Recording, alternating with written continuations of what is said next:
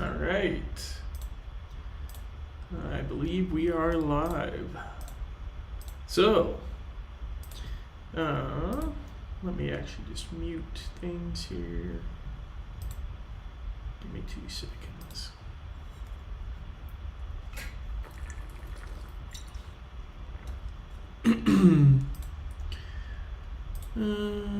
Don't appear to be showing up on the YouTube stream.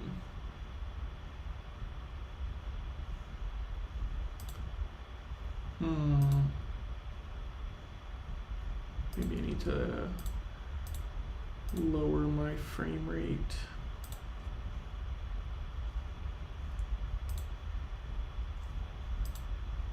Okay, give me 2 seconds here. We'll see if we can clean this up a little bit.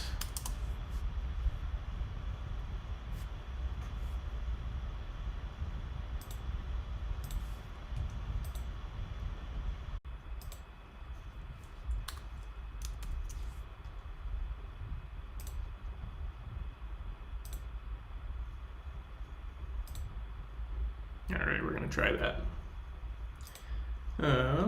Just wait till I see that we're back live again. Okay, cool. All right, let's go. Hit me up in chat if it's not working.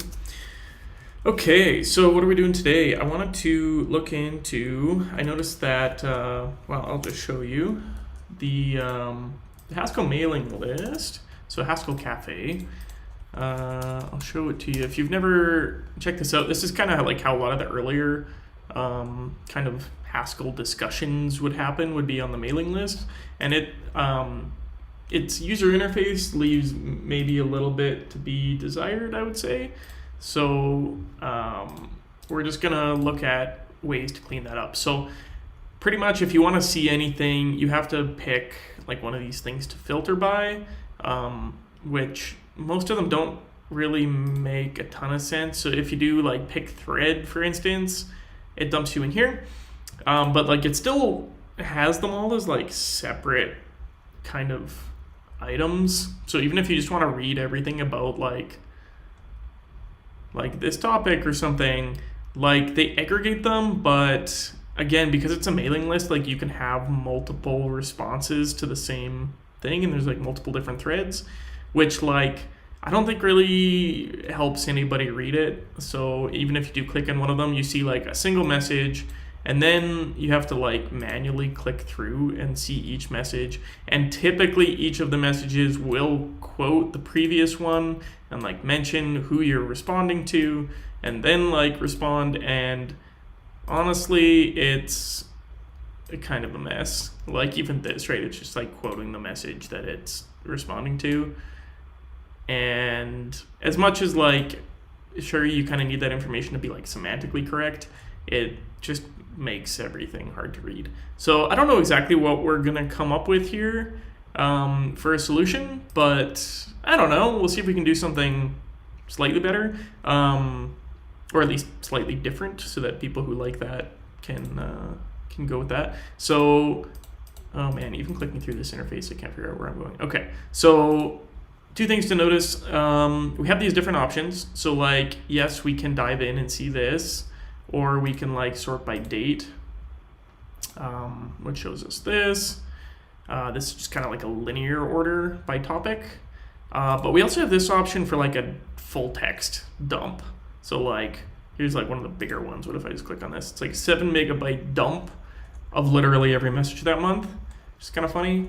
It just just puts them all in there. I don't know how it orders them or whatever. And interestingly, like there's really no concrete distinction between messages, except that like they all start kind of with the same quote unquote text. So I don't even know that I'll be able to, if we were to write a parser, I don't think we can canonically tell when a new message starts, but we can probably like best effort just assume that, you know, if we have these 5 lines, it looks like every single message starts with these 5. Well, okay, so this one's multiple lines, but you kind of get the idea. Interesting. Okay, this one's indented, so we might have to. This will be a fun like kind of guess and test thing, but it's nice about this. We can literally just copy paste this into a file and then see how we do. I don't know what's going on here. Apparently, I don't know if this is non-ASCII or something. Oh man, so this is gonna be fun. This is, yeah, so even here, right, like you can see like this message. This is the interesting part to read, and it's completely overshadowed by this junk and all of this junk.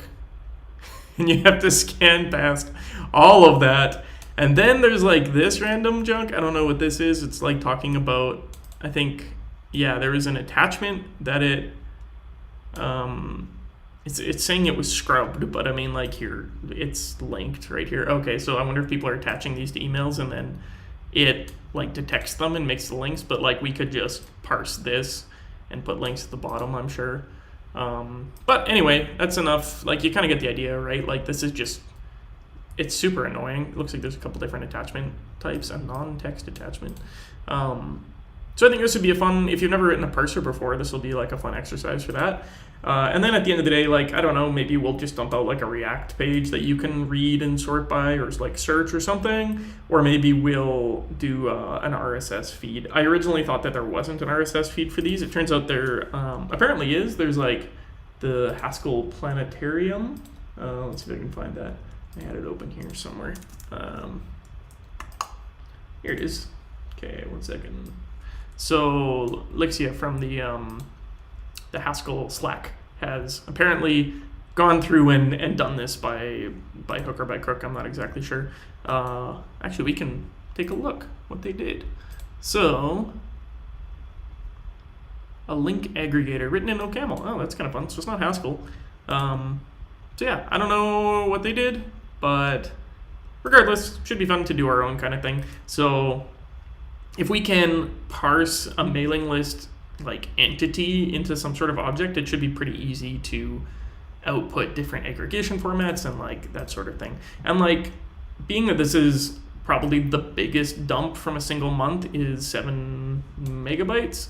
Like that's big, but like it's not so big that we couldn't just have like a server running on like Google Cloud Functions or something, like a serverless sort of app that just dynamically pulls, like downloads that, parses it, and dumps it out. Like Haskell should be fast enough for that. So let's give it a try. So I went ahead and pulled in some dependencies because they always take a little bit to install. So I don't know what we'll be using, but I just kind of took a guess. So I dumped in megaparsec. I was like lens. I did containers, MTL'd. We'll probably use every text or byte string in there.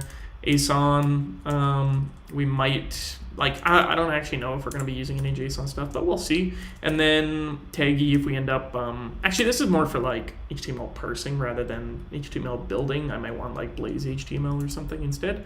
But we'll see. It's this way we have it.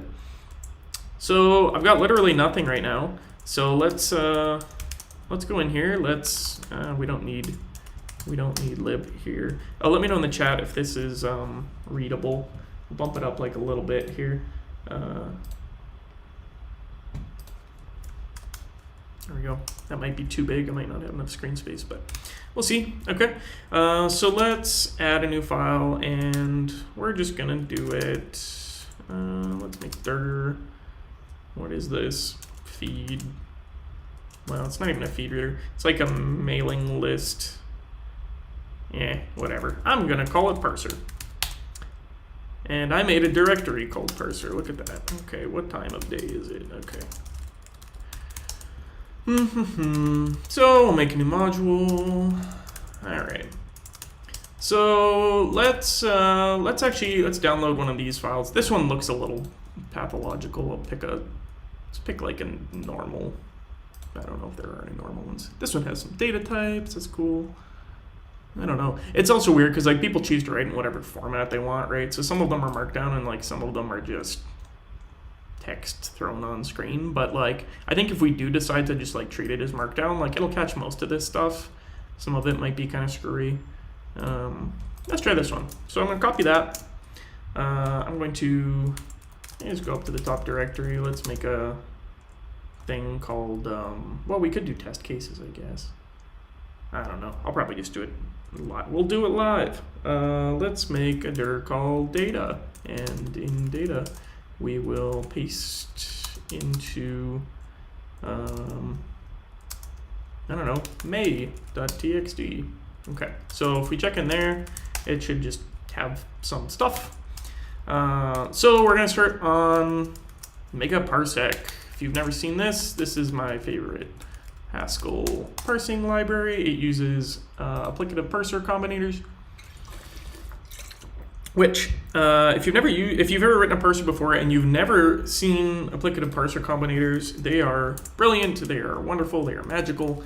And I'm going to import text megaparsec, and I believe there's also like a text megaparsec .car, because we're going to be probably parsing characters.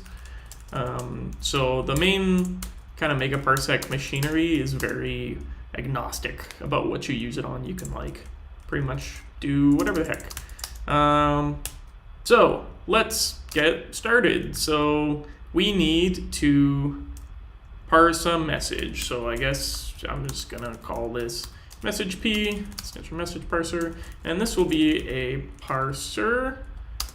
Usually what you do when you're like writing this sort of thing, they have all of these different like monad parsec types and stuff, but at the end of the day they have this parser t which implements all of these. This is probably one of the hang-ups if you're new to writing parser libraries, is like you don't even know, I don't know, you don't know what monad parsec is, you don't know how to instantiate it, you don't know how to use it, whatever. But underlying everything is this parsec type, and it's got an ESMA, whatever. There should be like a default type or whatever. If I just leave E blank, it'll probably tell me what it wants in that case. I think this is for custom errors. So let's just start filling stuff in. It's always easy to do that, and then you can fix it when it's broken. So typically you do type parser equals, and then you pick whatever you want. So I don't think I care about E, I don't care about S, and I don't care about M. So, okay, well, S I think is the stream type. So we're gonna go ahead and say we're gonna use a lazy byte string. Oh, what am I doing? Okay, so error is gonna be import data.void, because I don't think I'm gonna run any custom errors, at least not to start. So putting void in here says I literally cannot create a custom error. But it also means I don't need to tell it how to handle them. S is going to be the stream type. So we could do text, but, well, yeah, let's just do text to start. It's probably going to be easier, honestly. If we like need performance or we want to stream later, we can fix it. M is going to be the underlying monad type. So actually, I don't even think I need parsec t, because I mean, we probably won't be using IO while we parse. Is there a parsec? Yeah, it's right here. Okay, so it just puts identity in there, which is great. And then, right, and then this is just like whatever you've parsed, and that's the only part that honestly is going to really need to change. So looks like it's happy there. So a message is going to parse, let's say it parses a message. That's a good enough name. So we're going to say we have a message that we can parse. I don't know what's in it. What do we want this to contain? Any questions so far? So, one second, I'm gonna just post my stream real quick in Slack. There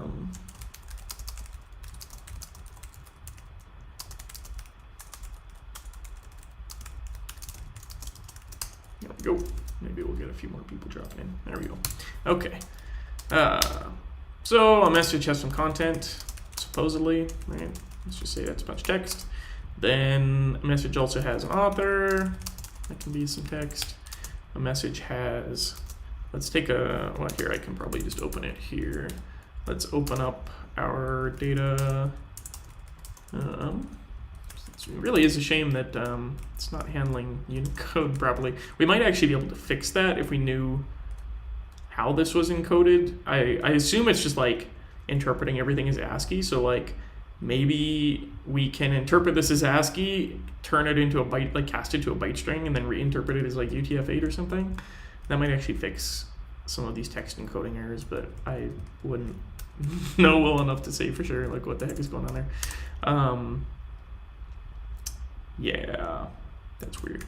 Okay, so what else do we have on one of these messages? So we've got from, oh look, oh this is like interpreting some of this stuff. That's weird. What file type? Oh, mail is like a file type. That's interesting. Okay, what, maybe there's like, I wonder if there's like some special bytes that separate messages or something that we could find. That'd be great.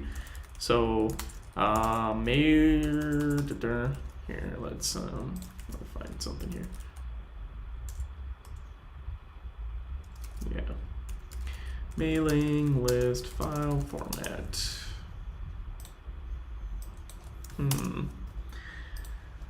How to format and send mailing lists. PS print. Mailing list format and specificate. Oh, that's for postcards. Probably not. How do I create an email list from Excel? I mean, we could probably parse this syntax file. That'd be kind of interesting. Upload a mailing list. Building mailing lists. Online mailing list file format? No.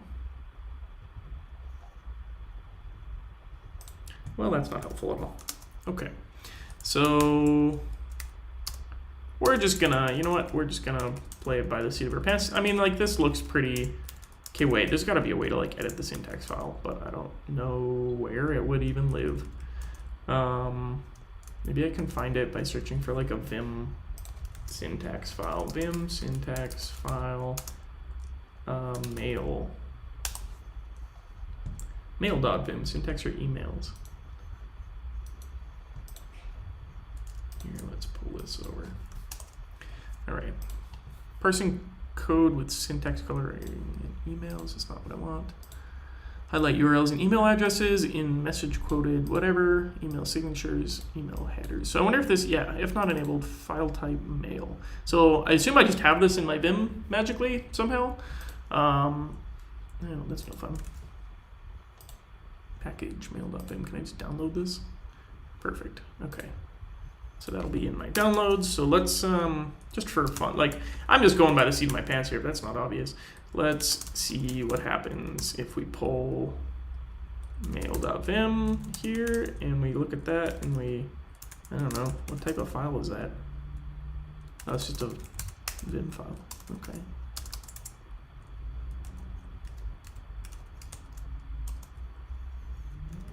Case match.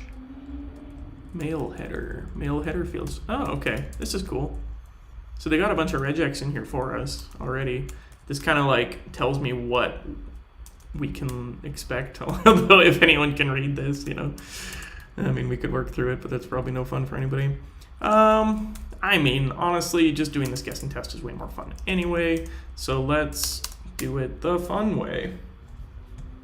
Just better, isn't it? I think it's better. Okay. So other things we might care about.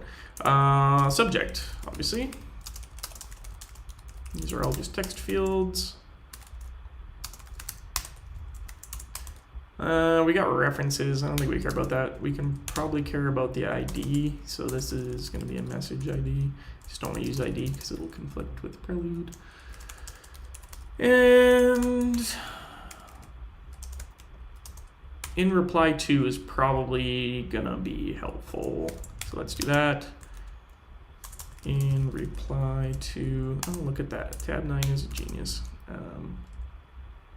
References. Easier to just parse everything. Maybe that's not true. And we need a date, of course. I'm gonna do that as text for now. Obviously, we'll fix that when we get there.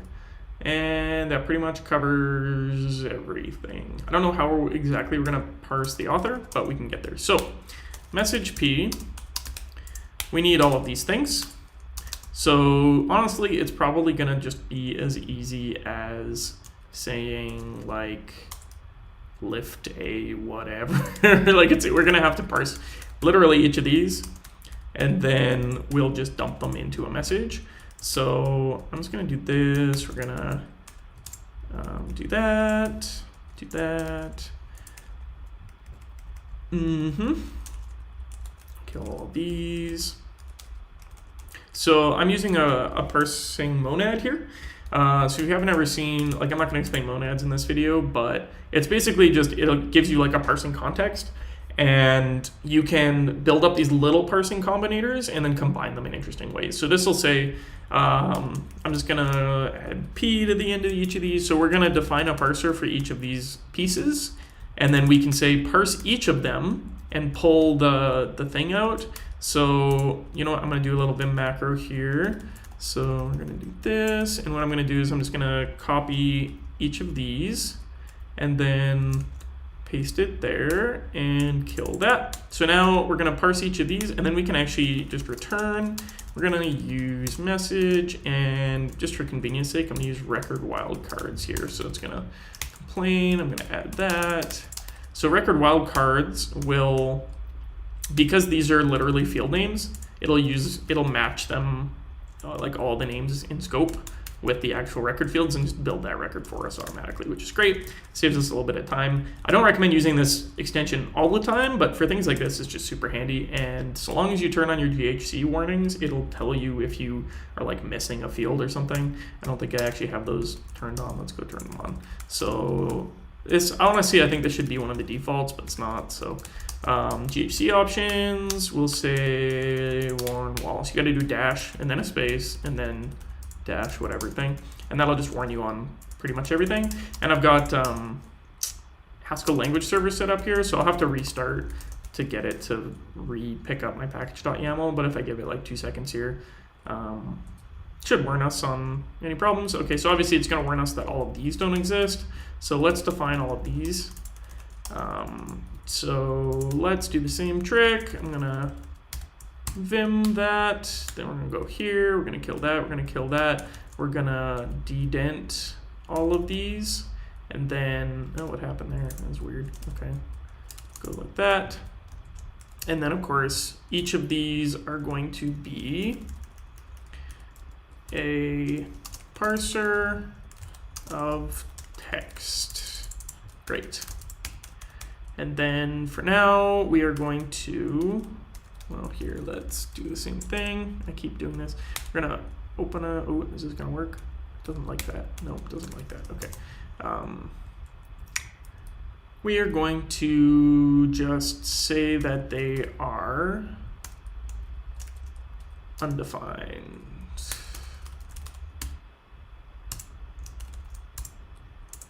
Okay. For some reason, it indented them by 1 space. Great, okay, so Haskell's happy now. This is happy. I'm curious if I kill this, if it'll, yeah, it does complain. Okay, great. So language server's got our back. It says, oh, fields of message not initialized as references. So if we add that back, now it's happy. Gotta love it. IDE tooling for Haskell has come a really, really long way. So that's great.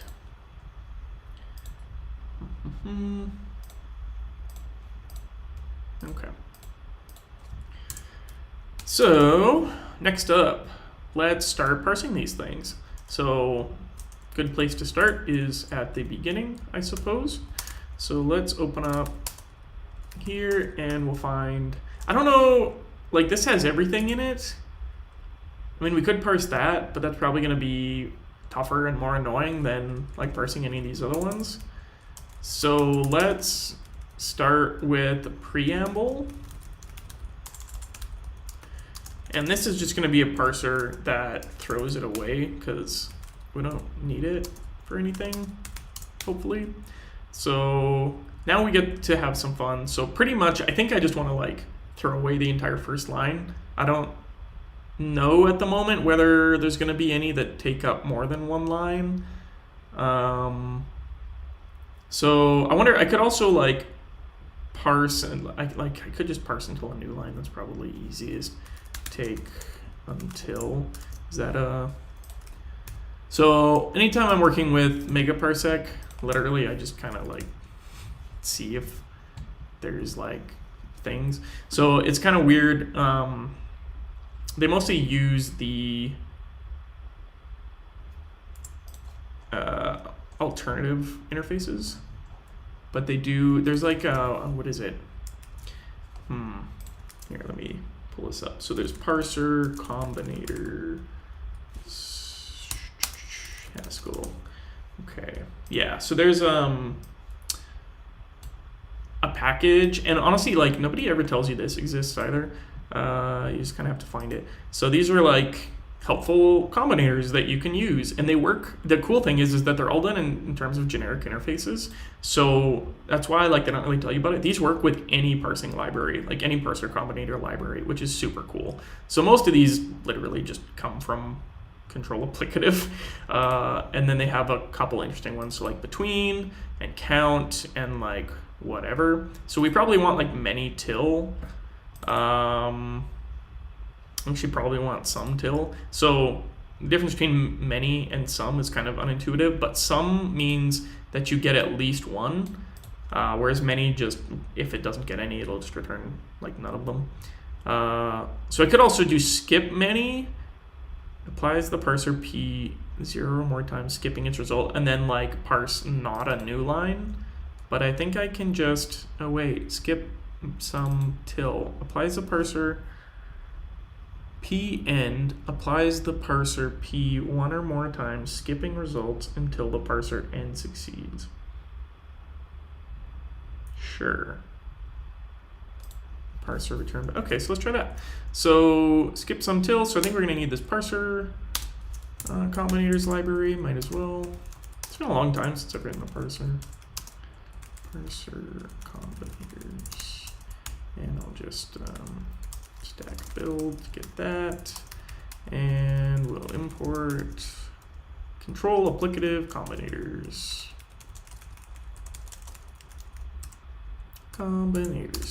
Done. And I just gotta restart here. Perfect. Oh, it's complaining that I don't have a lib anymore, which is fine. Okay. So imported but not used. So here we can skip many till, and then we can do car. Yep. And this is like a super general type. It's like, I guess I can explain this a little bit. So it's like saying, works on any parsing monad. It says so long as the individual unit of your stream is a character, so in this case our stream is text, and our individual character, like individual piece of a text, is a character. So it's just saying like those have to be equal. This is a type family, I think. And in our case, it should be. Then it can take some text and then, it takes a single character and then returns a parser over that. It's just, it's a whole thing. But anyway, it should work in this case. So, ambiguous, oh, it comes, we didn't even need this. Okay, well, we might need this later. I wonder if it's exported from there. Okay, so skip any till is applied to too few arguments. Oh, yeah. Okay, so I have to tell it what the, so I think this is any car, which probably exists somewhere. Any? No? How do I just like parse something? Oh, I'm in the wrong library. Okay, any? Do you have any? Yeah, any single but. This is how you make it like, I don't know, more efficient, I guess. So we can say any single except for a new line. I technically, I don't think we need to do this because it's skip many till, it should be checking for this one. But I mean, it can't really hurt. And then this works, but I'm just gonna avoid it because we don't really need to return the new line that it parses. We know what it is. So I just need to import control.monad to get a void in there. Great. Okay, cool. So we've got our first one. This should just throw away literally the first line. Probably what we want to do though is make sure that it starts with from, otherwise fail. So I think we can just use string. So this sort of thing, like you just kind of need to get familiar with it. But in here you can just go digging through text mega parsec car, and it should have everything you need. What's the difference between these? Fold case. Is this one case insensitive? That's interesting. Is that true? String. What do you have to tell me? Oh, they have byte versions too. So we would just switch an import, and then we would just automatically be more efficient once we're done here. Same as string, but case insensitive. Well, that's cool. In this case, I don't need it to be case insensitive because I know that it starts with from. We're going to need overloaded strings so that it can interpret this string as text, because I'm working on text right now. And it knows that because I put the type at the top here. If I took the type off, it would like ambiguous. I don't know what this is supposed to be. So always add types to your top level. Just do it. Just do it. Smokey Bear says so. Only you can prevent ambiguous type errors. Okay, cool. So we actually want a preamble first. Okay, also these are all just listed, but they need to be in the right order because parsing is consecutive. So yeah, so we're gonna do that. So let's start off with, I mean, all of these are just undefined, so that's like they're all just gonna break. How can we just like get this running so we can test it? So I'll just make these all succeed but do nothing. Oh, I guess I can't do that. Let's make them all succeed and return unimplemented. So this will return, it's a parser that technically returns text, it just doesn't actually parse anything. And it won't consume any input either, which is great. So now we should be able to, in theory, okay, so let's say we try test parser, and we're just gonna call this, let's just make this IO and just do everything in here. So test parser is going to, we're gonna read the file, so we need to have some IO methods here. Text.io, we're just gonna do strict text. Honestly, it's a parser, so I should probably be using lazy text for like, you know what, let's do it right. There's literally no reason to not do this right. Other than I am lazy, as is the new version of text that we are using. All right, cool, everything's complaining because I have rocked its world and confused it. So, oh man, okay. You know what, we're gonna do a file wide replace from t.text to tl.text. Cool. Okay, everything's happy. So again, like this, everything is super generic, so it just knows how to work on whatever you tell it to, which is great. So I'm gonna do a tl read file. Why is there no read file? Is there no read file? Oh yeah, there is. Okay, I just need obviously to tell it which file. So this should be in data may. Presumably I'll be running this from the root, and this should get me the text. Then we run parser, and this will return an either error bundle. So okay, so this takes, let's just check here. So it takes a parser. Okay, so we'll give it the message parser. Then it needs the file path, I think. Wait. Yep. So the file path is just going to be like whatever input. It doesn't care. It doesn't actually matter. Then it takes the actual text that we're parsing, text, and then it should return to us an either parser error bundle, text or void. So that's where it says like if you have custom error messages, you can handle them there. And what I want to do is I'm just going to bind this, and we're going to do a lambda case, I think. Lambda case is just syntactic sugar, but it usually makes this more readable. So if we have a left E, so this is going to be like a parser error, then I think we have pretty print something, error bundle pretty. This will dump out a string. I want text, but that's okay. Parse text pretty, what's the difference? I literally don't know what the difference is. Do you tell me? Text, make it parsec pretty. Parser error bundle text void. Okay, I mean like that seems more efficient, right? What happens if I do that? And then I do put Sterling. That couldn't match type either. Something something with IO. How do you figure?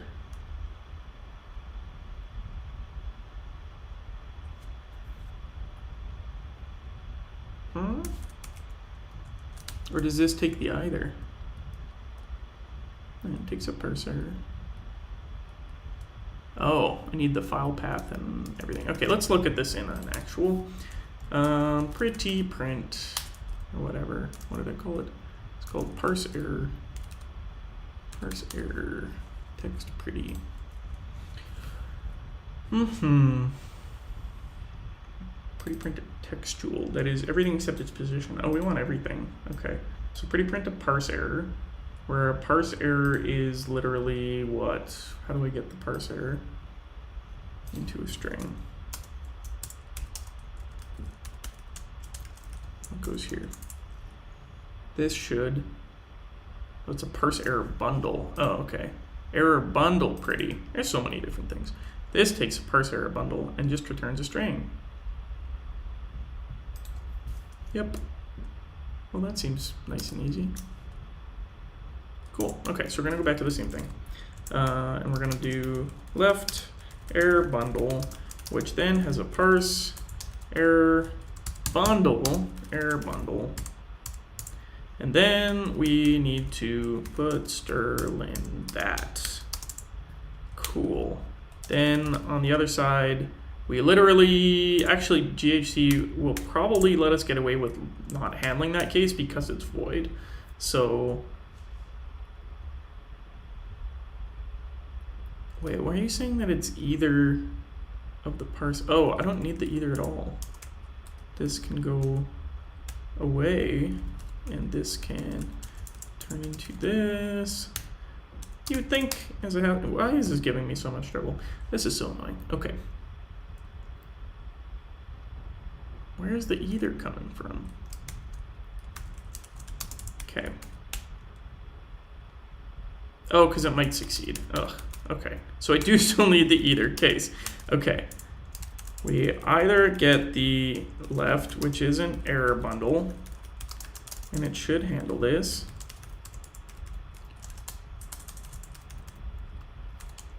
Or we get the result, which should be a message, and we should just be able to print the message. And we'll just add a show for that or whatever. Okay, cool.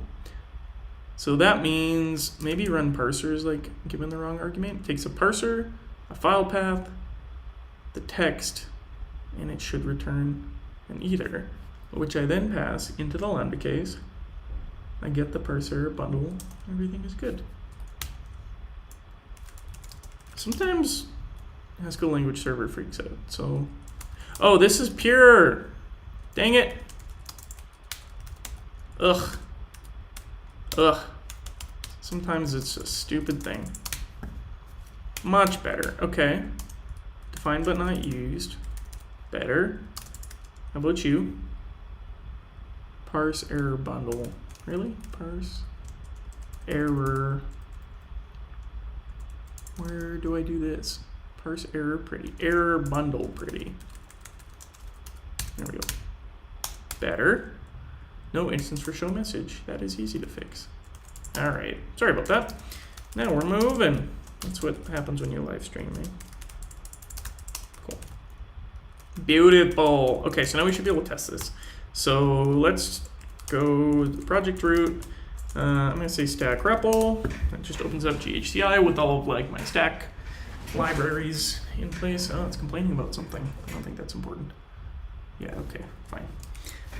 Let's load the parser and run test parser. Go. Look at that. Cool. It kind of worked. So it found nothing, but it didn't fail. So that's great. Which is also good because we do have this preamble, which means if we, for instance, if I even just like remove this from at the beginning, and then we reload and run that again, it'll actually fail. So it says, unexpected this thing, I wanted this thing. So megaparsec is really good at errors. Like this is the default error message, and it's super nice. So it is, if you're comparing parsers, megaparsec is a little bit, teensy tiny bit slower than AttoParsec, but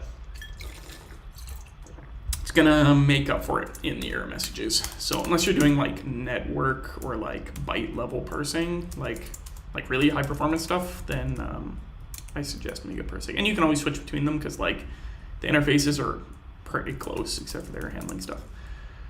All right, now for the fun part. Okay, so this should succeed again. Good. let's move on to the next bit. So we have done literally nothing. Let's get the author next. So we need an author parser. I'm just going to copy this one. And it is, of course, going to say from. So we have this string here. And this is going to be author P. And I'm just going to delete this other one. It's going to parse from with a space. And then we kind of have like different names and stuff. I don't know if I want usernames or if I want like what's in this bracket here.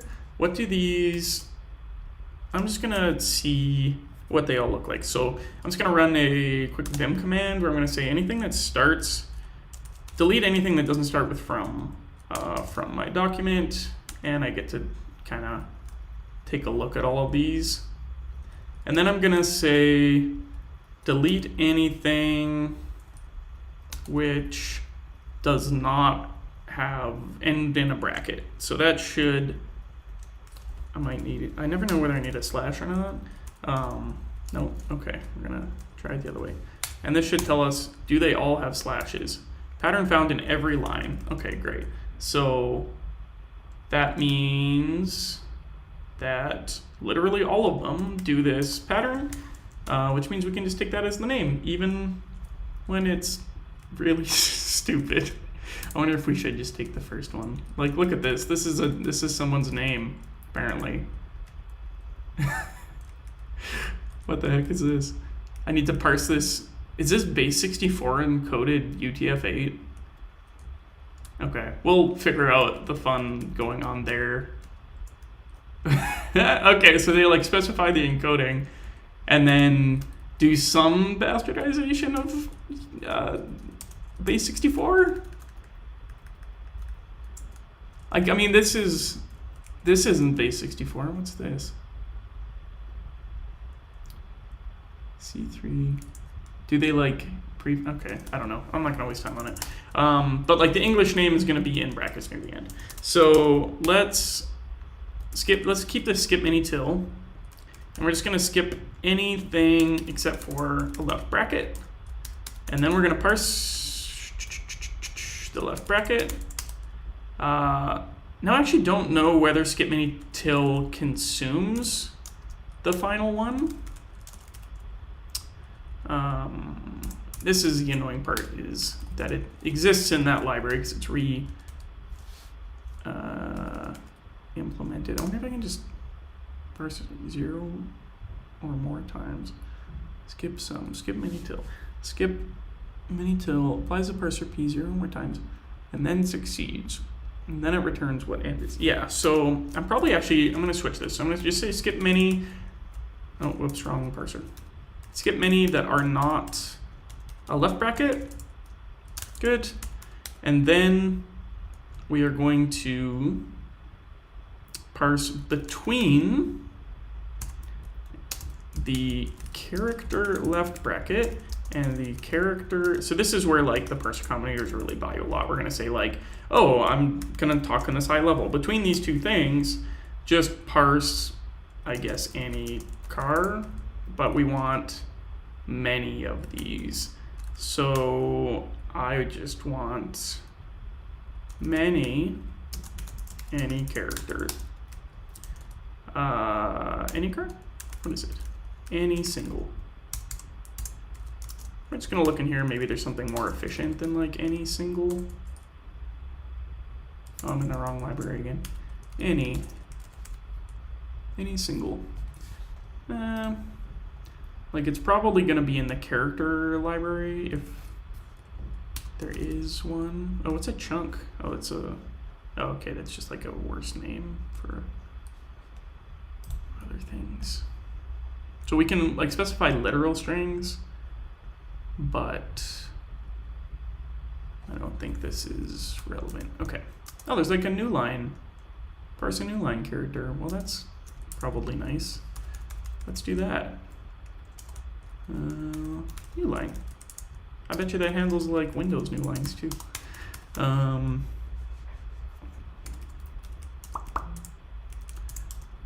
Okay. many, any single.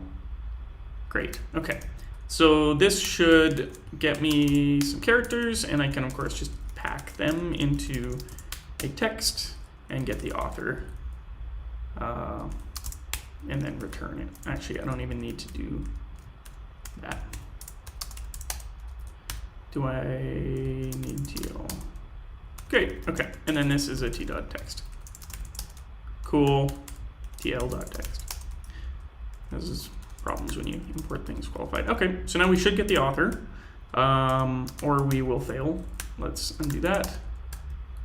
Hopefully these people don't care that I'm doxing their email addresses. I mean, they're all available on there. So, okay, so we refreshed. Oh, look at that. Unexpected end of input, expected right bracket. So between, okay. So I think probably what I need to do, I think the problem is that this is also succeeding on the end token. So I need to do like any single but, and all of these things usually take, yeah, a parser that you don't want to match. Any token given that one. So if I say many, any single except for a right bracket, then that should hopefully work. What's the problem here? Could not match type character with M token. What do you? Oh, it just takes token. Okay. This one? Okay. Apparently it just literally takes a single. That's weird. I thought it took a parser. Let's try that. So I'll refresh first. There we go. Okay. So we have successfully pulled out this dude's name. Next. We are doing actually okay. Next up, so again, we have to do them in order. So we've done that, and then we're gonna need a new line after that. So it should just, we'll pull the name, and then we'll do a new line. Is this a parser? It is a parser, great. And then we will return the name. So this will just literally consume the new line. It just kind of like asserts that there is a new line there. You could, I mean, it's really up to you in parser design whether you like put details like this in here or in your like combining function. It's kind of whether you like to do lexing or parsing or whatever. In Haskell, often we just mix the lexing and the parsing together. You can split them up manually if you want to. Typically, you'll do that if you have like an indentation specific language or something. When you're just hacking around, it's way easier to just do that inline. You don't want to like deal with multi-stages, and then you have to define like literal token types for everything, and it's fine. It just takes a little bit of time. Okay, then we'll get the date. Easy enough. So the date comes next.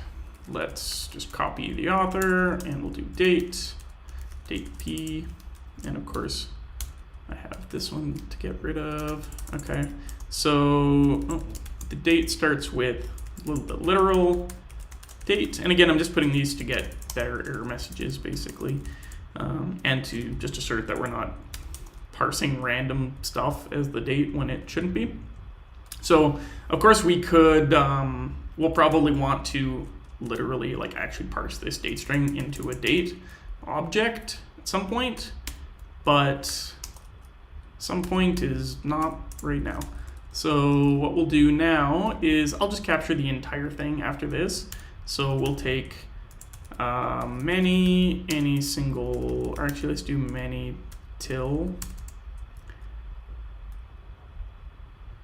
Good, yeah, and that parses a list of the tokens before the other one. So we'll say any single except for a new line, and then we'll say, there's gotta be a better something than like any single. Is it just like car? Is there like an any car or something in here?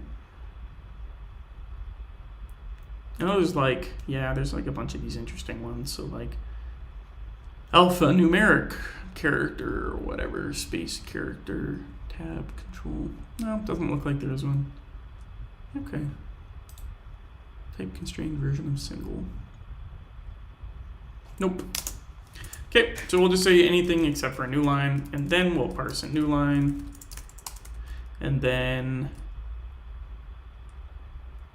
we've parsed the new lines, we don't need that, and then we'll unvoid it, and we will, so this returns like a list of the parser results, which in this case is a list of characters, but we want text, so I'm just gonna pack it. Pack the result. You could also just as easily like bind it to a result and then like return the packed version, but that's all up to programming style. And I mean, I'm playing pretty fast and loose here, so. Okay, so we should get a date now. Probably won't, but we should. Yes, okay, we did. So you can see it's pulled the date time there. Great. Any questions? Feel free to ask. I mean, presumably the chat is working, but I don't see any messages in it, so. Cool. Next, we are going to look at the subject line. I don't know if these are like, if we should ignore the subject tags. Again, we can always come back and do that. So let's do subject next. I'm gonna copy the date. I'm gonna change this to subject. And we'll look at our subject P. It's done. All right, so now that's happy. So it should start with subject. And we can pretty much do exactly the same thing. So if we do this too many more times, actually, you know what? Let's pull this line into a new parser. This is the beautiful thing, is that you can actually like semantically pull things out, and it just works. Like, that's the beauty of equational reasoning. So this is just a parser that returns the text, and this is the remainder of the line. So in this case, we just literally want to return the line remainder. We can do the same here. And look at that, we just like pretty much completely cleaned it up. Great, and that will probably make the next one easier too. So now we should get the subject. Okay, and now we see our first like kind of interesting thing. So the subject is getting how to deal with looped, but we need to wrap.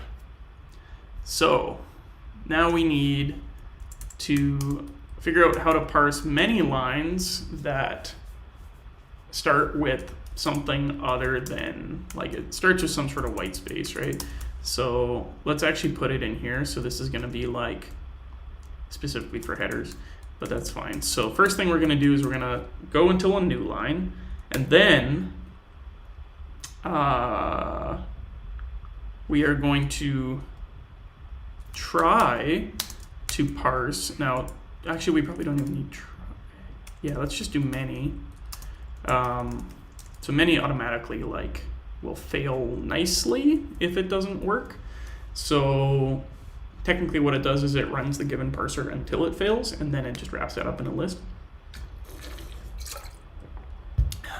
So in this case, I want to parse many things that are, I want to parse many lines that start with white space. So it needs to start with white space.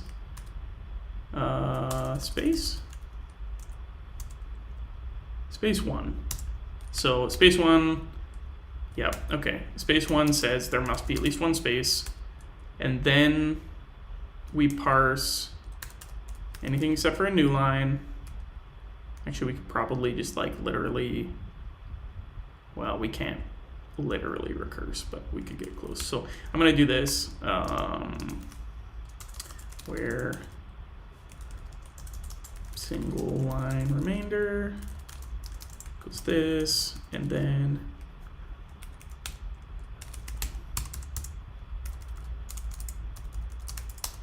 all right, cool. So now we have a list of texts, and so this is saying it.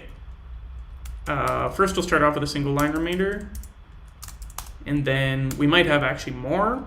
So this is like the prefix, this is the rest, and then we need to concatenate, but we need spaces in between, right? So because we've like taken out all the white space, so we're gonna intercalate, which is, or we can do intersperse. Yeah, so this is like, put this in between each thing in the list, and then, oh no, that takes a text. Okay, I guess we do want to intercalate. So we're gonna put a space in between everything in the list, which is the prefix and the rest. And we're just gonna return that. And that should handle this case now where we got the space thing. I don't know, I'm curious if there are other cases where it wraps around, and if it always starts with a space. It looks like this one, well, this one starts with a tab, but hopefully tab counts as white space. Guess we'll find out. But I mean, the rest of them seem, here's another tab. Okay, maybe they do all start with tab. Maybe I just, my editor like changed this. It looks like this got screwed up, so I don't know. Whatever. And we'll just assume, we'll just replace it all with white space. So that should work now. Let's see. What's it gonna do? So subject, yep. So how to deal with looped references inside instances. So, I mean, our source material here is what's screwed up. So what if I just fix that? Okay. Cool. And if I replace this with a tab, let's hope this still likes that. Refresh. How to deal with looped references inside instances. Yep, still works. So, cool. It's got our back.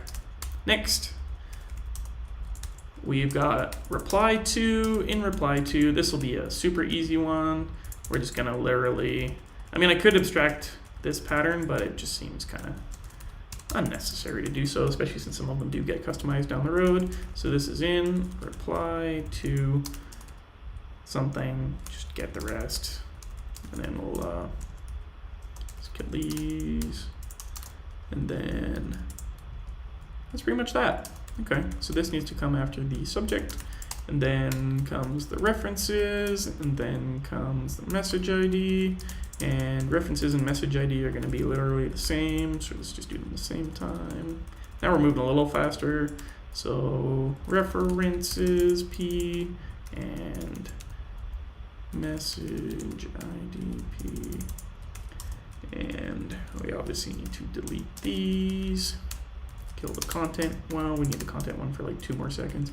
Okay, and we just need to change this to be message ID. And why do I still need the any single but for the single line remainder? Give me 2 seconds and we'll jump up to that. References. Okay, why do I need the any single but here? So, I mean, like, so many till, it'll just parse whatever you give it, but it doesn't, well, see, this I haven't actually tested. Let's see if this fixes it. Or, like, it's not fixes, it's not broken, but let's see if that works. We might actually not need it. Oh, yeah, okay, so any single.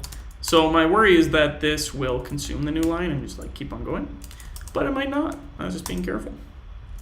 So, oof, what did it do? This is, so it put everything in the message ID.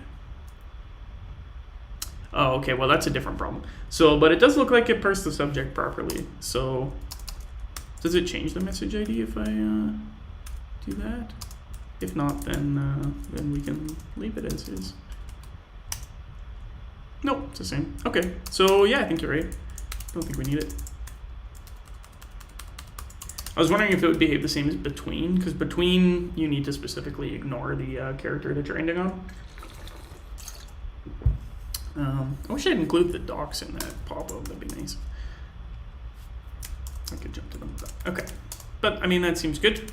So then the only problem now is with this message ID, and the problem being it jumps right into the message after that, right? So yeah, no, thank you for pointing that out. So I think we need to either change the message ID parser, to be more, I guess, like restrictive. Does this actually have a character? Is that a space? That is a space. Do they all have a space? Or is this just a new line? I literally can't tell. Okay, yeah, so there's no space. So there's 2 new lines.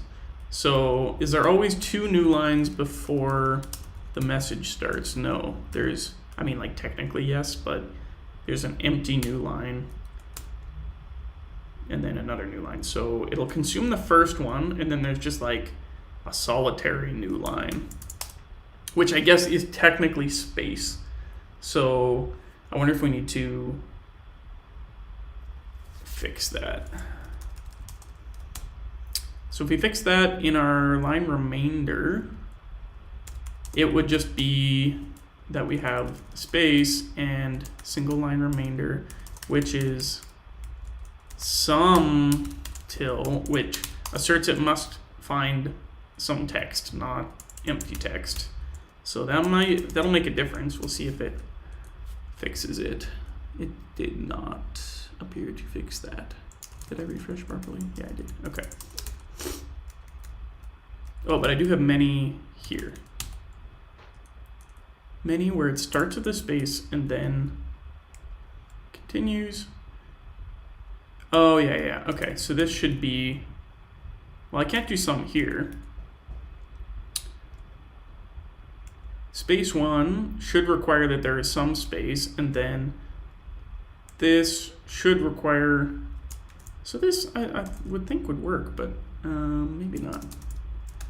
So what's our first message ID here?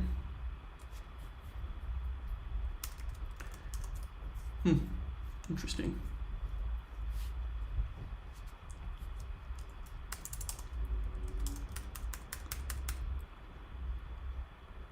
So this should get something up to the new line, and then what do? We run it again, and we say that there's some space. Oh, and then this consumes the new line. So this needs to be like space other than, like, it's not a new line. I wonder if there's an option for that.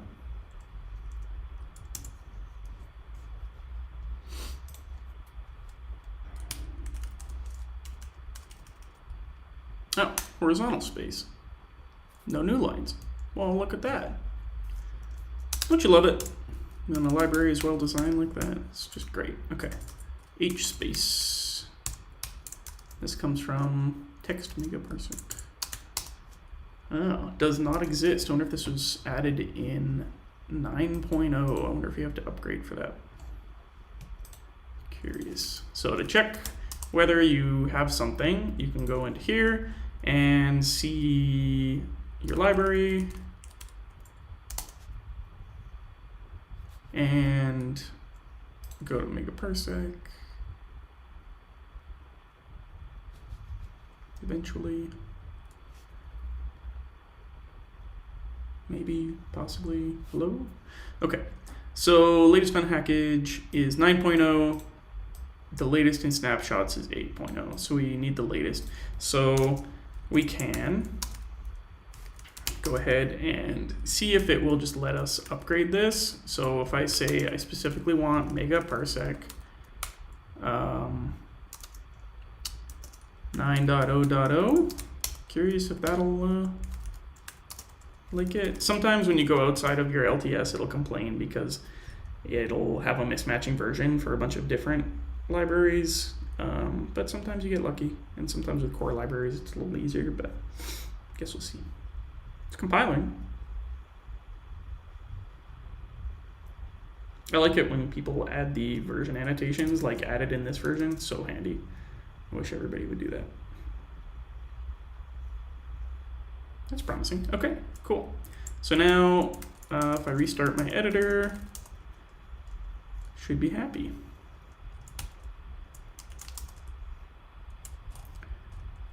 That's probably just an old REPL. All good, all good. Okay. Cool. So let's load the parser. Oops. Parser. Parse. What? Oh, source parser. Okay. And let's run the test parser. Okay, what do we get?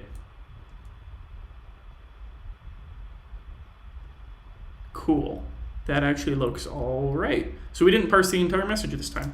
So now our message ID is just what it's supposed to be. Awesome. Okay, so we can parse the message now. Now we need the content. Did I not do content yet? No, okay. Pure unimplemented. Goodness. So this is just gonna be what? I guess everything until another message. You have to be careful doing that because that'll like recurse forever. So, I mean, we could do everything until a from line. We don't want like too much backtracking is kind of the problem. Oh, and we probably want to like handle these at some point. But for now, we'll just assume that it's everything until a from line. From blank at blank something something something. So that's like the preamble, right? Preamble. Okay, so if I just do until a preamble rather than doing like until a full line, it's not like gonna be the fastest thing ever, but you know what? It's I mean, if it's only 7 megabytes, like that's not big. It's not big for parsing, like, and that's the biggest that is on there. So let's do that. Okay, so content is just going to take everything until that. So, I mean, I can do many, there should be something, right? Like a message shouldn't be empty. Some till.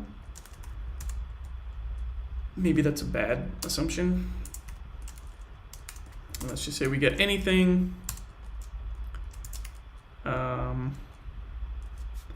Now again, I don't know, well, I guess we'll see how this works. So some till preamble.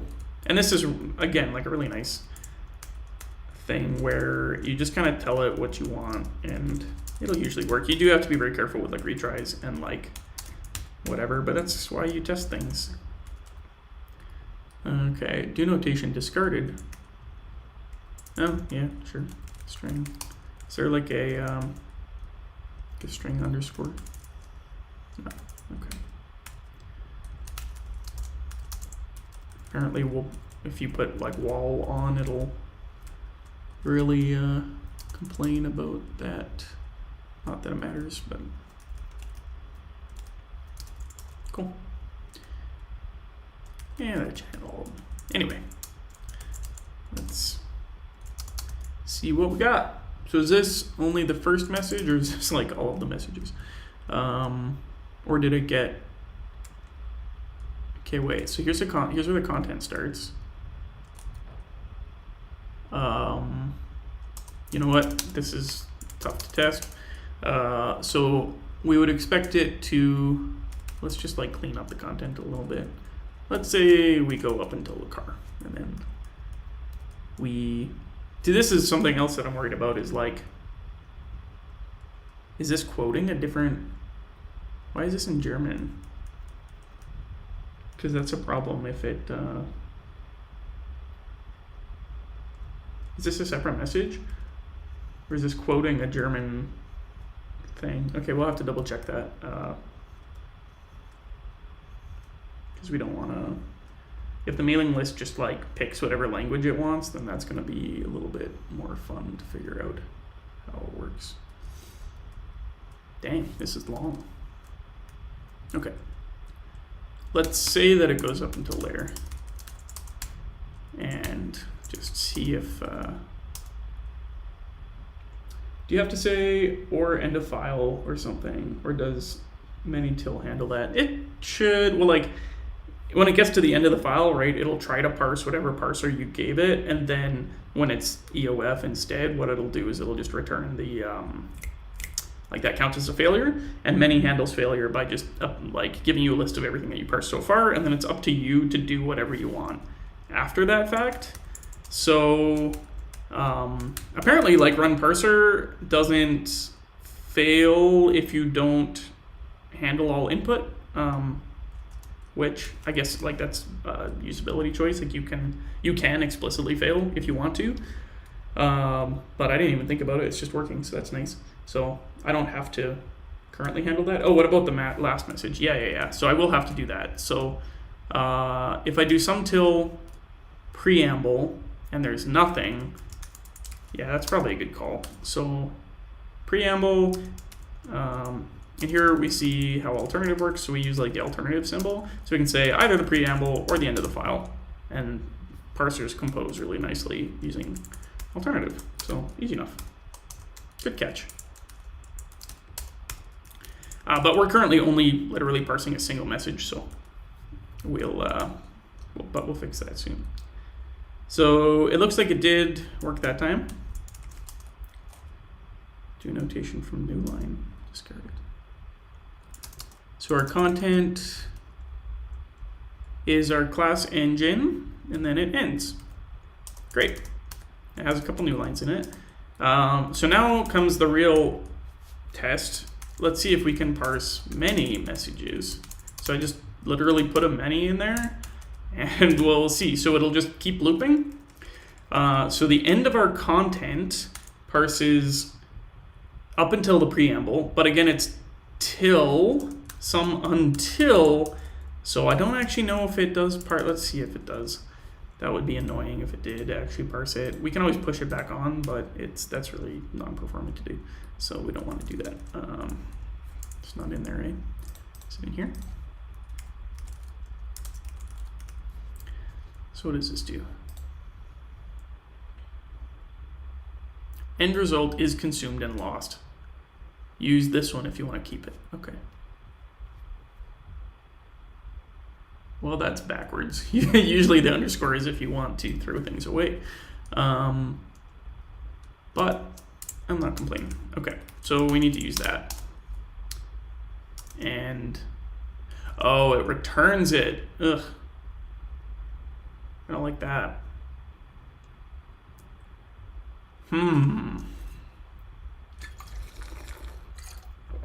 So here I think we can do this with like look ahead, but that's like, I think we're gonna have to take a performance hit here just because like our input is like so poorly defined. So how do we, there's a way to like push it back on, but given that it were like parsing it in a different format, it's going to be a little bit annoying. Although in the other case, we're just throwing away the preamble, so maybe we do an optional preamble.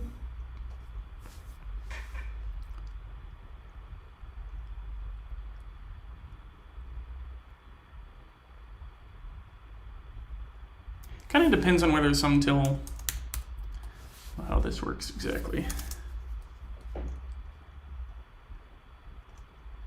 It's like option can be interesting too.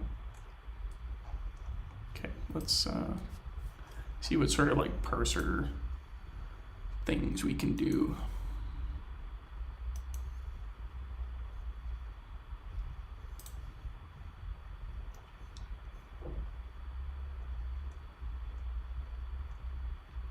Just scanning through here. Okay, so here's like look ahead. Look ahead succeeds after either consuming input or not. The whole parser behaves like P succeeded without consuming anything. Cool.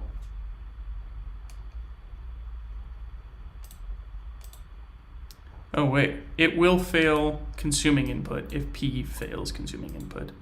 Combined with try. Okay. Yeah, so that's a whole lot, but we can do it. Okay. So we need some until, and then if we do look ahead here, we don't care if it consumes the end of file, that's fine, doesn't matter. But we don't want to consume the next preamble because that's what the next parser is going to start with. So we're going to look ahead to see if we have a preamble, but if that fails, we don't want to consume input. I don't think, although, yeah, we don't want that. Okay, so that should work. So now we don't care about keeping it because we're just going to discard it and then leave it on the stack. And now we should be able to, we should have gotten a failing test case for this, but whatever.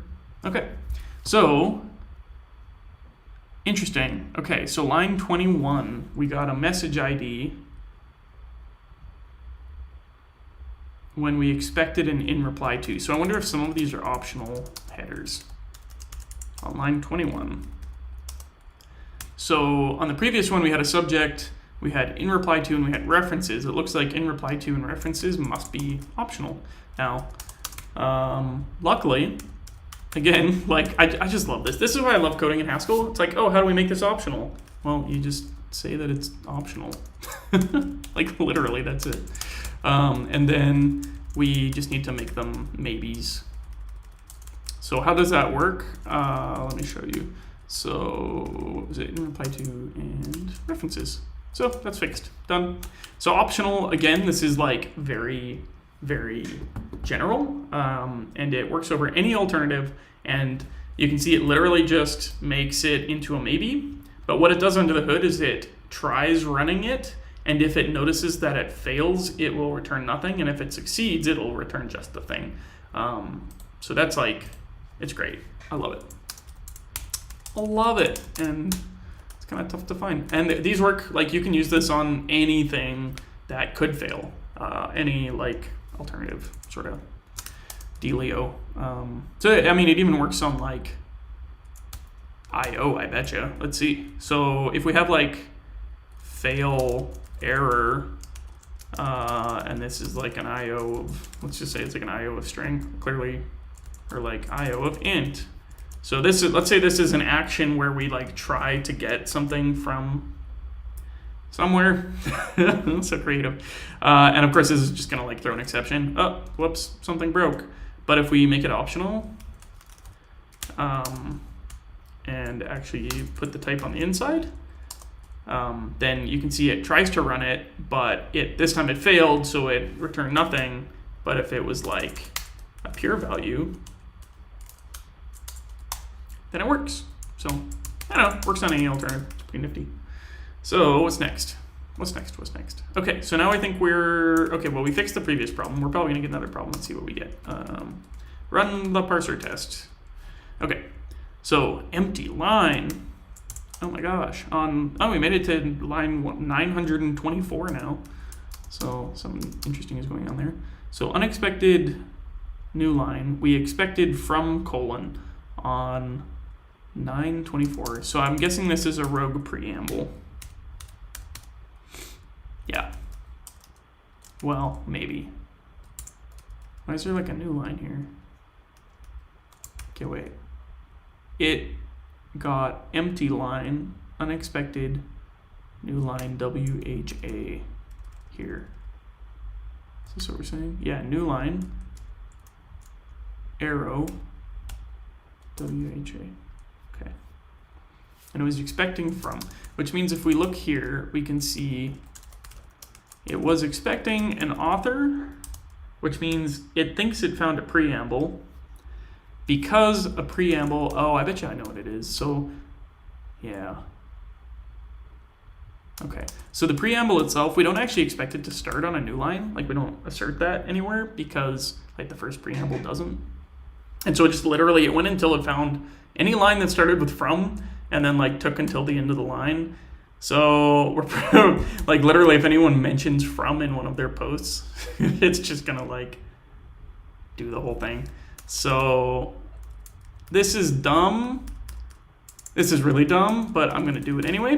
So I'm gonna actually expand the thing that we check for to delimit messages to be the entire header. And a header is gonna be described as pretty much everything except for the message.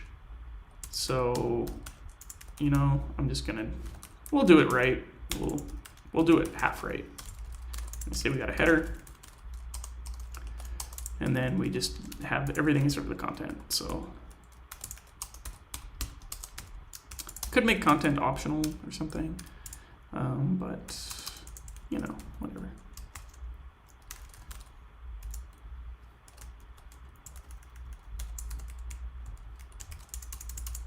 Cool.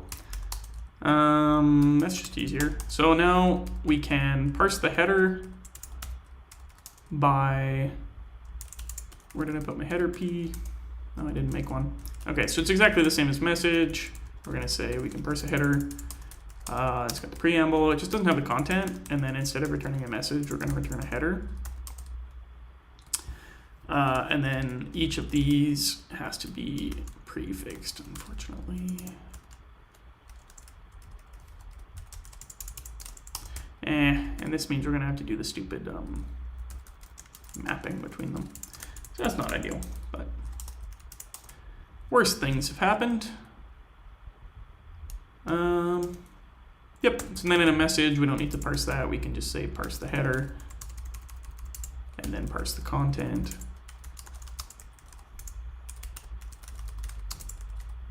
And the header is going to be header. And then in here, we have to, unfortunately, I mean, we could use like duplicate record fields or whatever. I wonder if we would even run into problems with that. I bet you we wouldn't. Let's try that instead. Is there anything that can possibly go wrong here? Probably.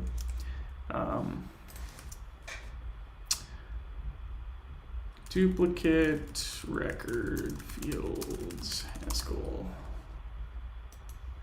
Okay. So we've got duplicate record fields, disambiguate, multiple data types to be defined, same thing. So I wanna avoid the selector functions. I think there's a can never remember what the thingamabob is. There's no like record functions or something. Anybody know what that is? What that's called? Well, we'll see if we run into an error or not.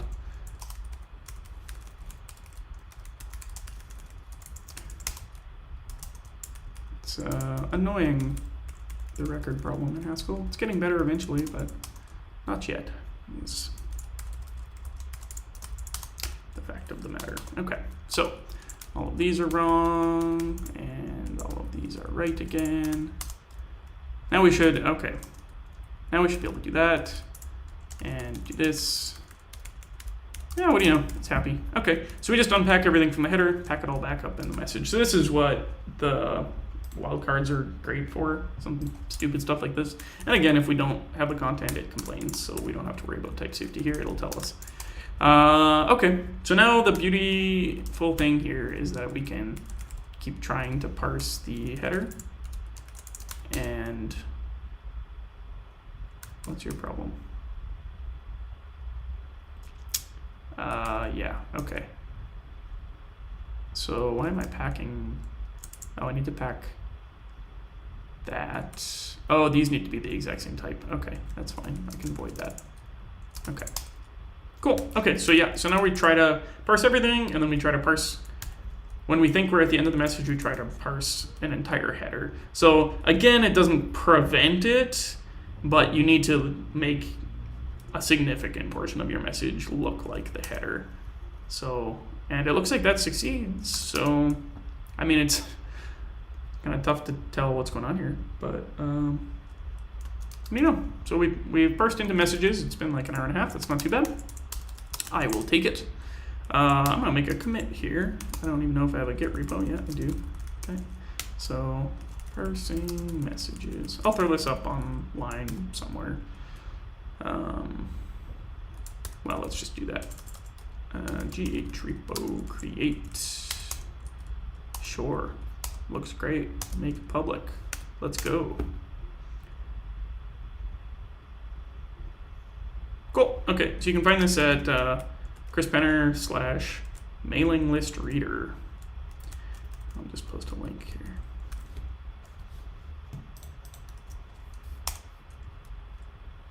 All right. So what's next? So, I mean, ideally we would probably like verify this a little better. Oh yeah, we gotta parse these attachments. Let's parse attachments. Oof. Yeah, this is, I mean, this is tough to read. I should probably be pretty printing that too, but that's why we're doing this, so that it's easier to read eventually. Okay. So, I mean, I could start doing attachments, but I think at this point we can probably move on to like figuring out how to aggregate and like download and scrape. So we've got the parser. Let's write a scraper. So I'm trying to decide like how do I want to scrape this? So if we look at the, not there, here we go. Let's go back here. So we have each of these, right? So these are very, I mean, they're named deterministically, which is great. Yep. I mean, like, honestly, what we probably should have been doing is like going in and like downloading each of these and parsing them, but that'd be a fun video too. Then we would like know for sure that a given page only has a certain amount, and we would just pretty much need to skip we would parse this little bit out of the header, and then let's see what kind of HTML we're working with here. Yeah, so it's pretty unstructured here too. Not that we couldn't scrape that, but just kind of a different different style. Yep. So that'd be a fun exercise too. We could totally do that. That wouldn't be too hard. But what should we do? What should we do? What should we do? Let's see if we can, I don't know, just write a scraper that pulls every one of these. Oh, they come in gzip text too. Are they all available in both? No, the gzipped ones go way back. Well, I don't think we probably won't do that, but that's fine.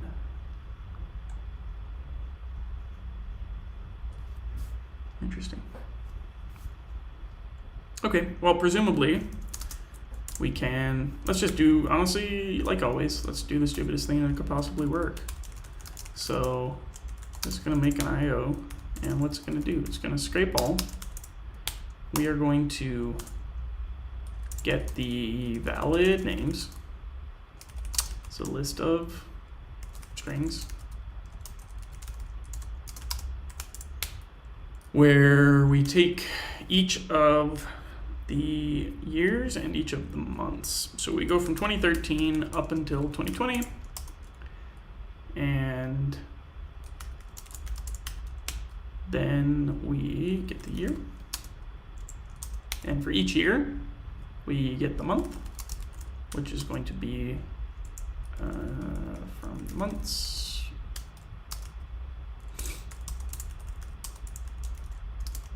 Are these abbreviated in any way? Looks like they're uppercase long form in English. So January. Oh, yeah, do that for me. This is why you get tab 9. Well, you made it halfway. That's not too bad. January, May. Is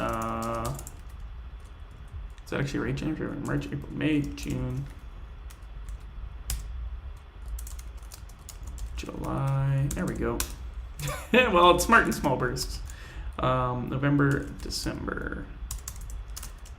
Close enough.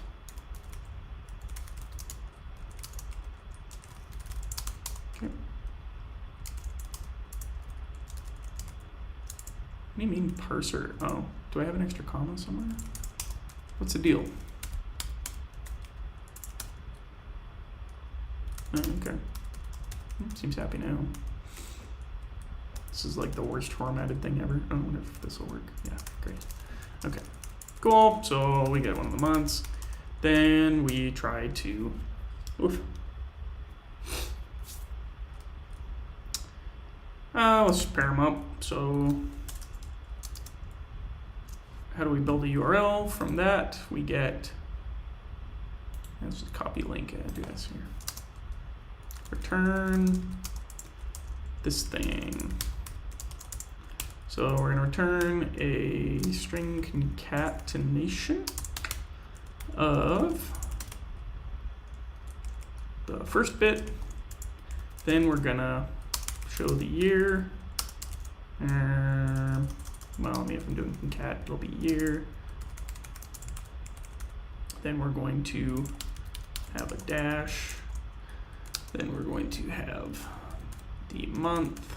Then we are going to have the ending. Good. What's your problem? Parsed error input. Why are you doing this? Does it need to be like, huh? What did I do wrong? Am I missing an ending? Am I missing a quote? Anybody see what's wrong? Oh, there's a do at the top.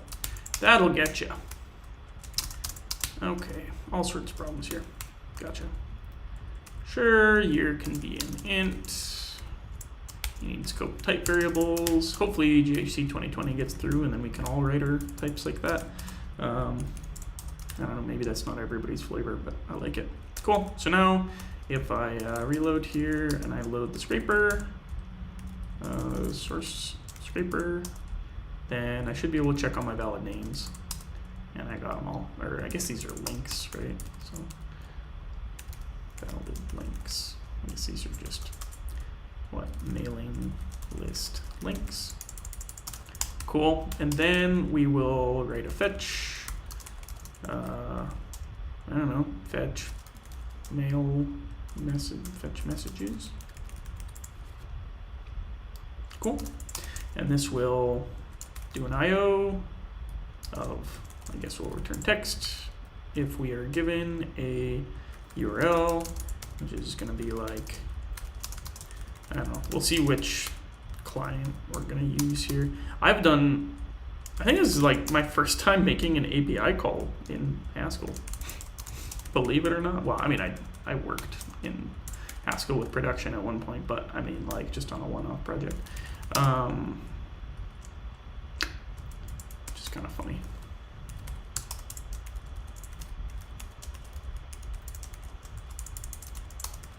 Funny how that goes. That doesn't help with stereotypes, I would suppose. Okay, so I don't know what sort of request library we want. I know that there's a lot, like, oh, that's Amazonka, easy to use, type safe, high level HTTP client. I mean, that sounds good. What's the one with the W? What does that do? How are these different? Web client library designed for ease of use. Simple, Lenzy, well, that's an oxymoron, but automatic response body. Like, this actually sounds more complicated than what I need. There's a ton of dependencies. Anyone in chat have recommendations? Ever seen these? 27,322. I mean, this one has fewer downloads, but more recent ones. So I don't know what that means. Maybe this one's older. Let's look at the interfaces. That's how I make decisions sometimes. Scalpel? Scalpel good? Well, Scalpel's for like scraping, right? Or is it not? Let's see. Yeah, web scraping. In this case, like, since we know all the URLs, it's going to be like pretty easy to do. I have a trick in mind so that we can tell like when to stop getting years or whatever. We'll see. We'll see if it works. I think it'll be fun. When I'm streaming, I like to go fun over practical, because why not? I just want to be able. Oh, that's a lot of options. Do you have a simple one? I want to give you a URL, and I want you to give me the data, and fail if you must, but yeah, I know if I want to be correct, I have to do all of these things. I don't want to do, yeah, get, okay. This looks like the interface I want. Let's do that. Damn correctness. We don't need it.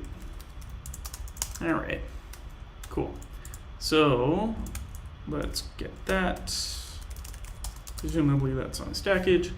And we get a byte string with a response. Good.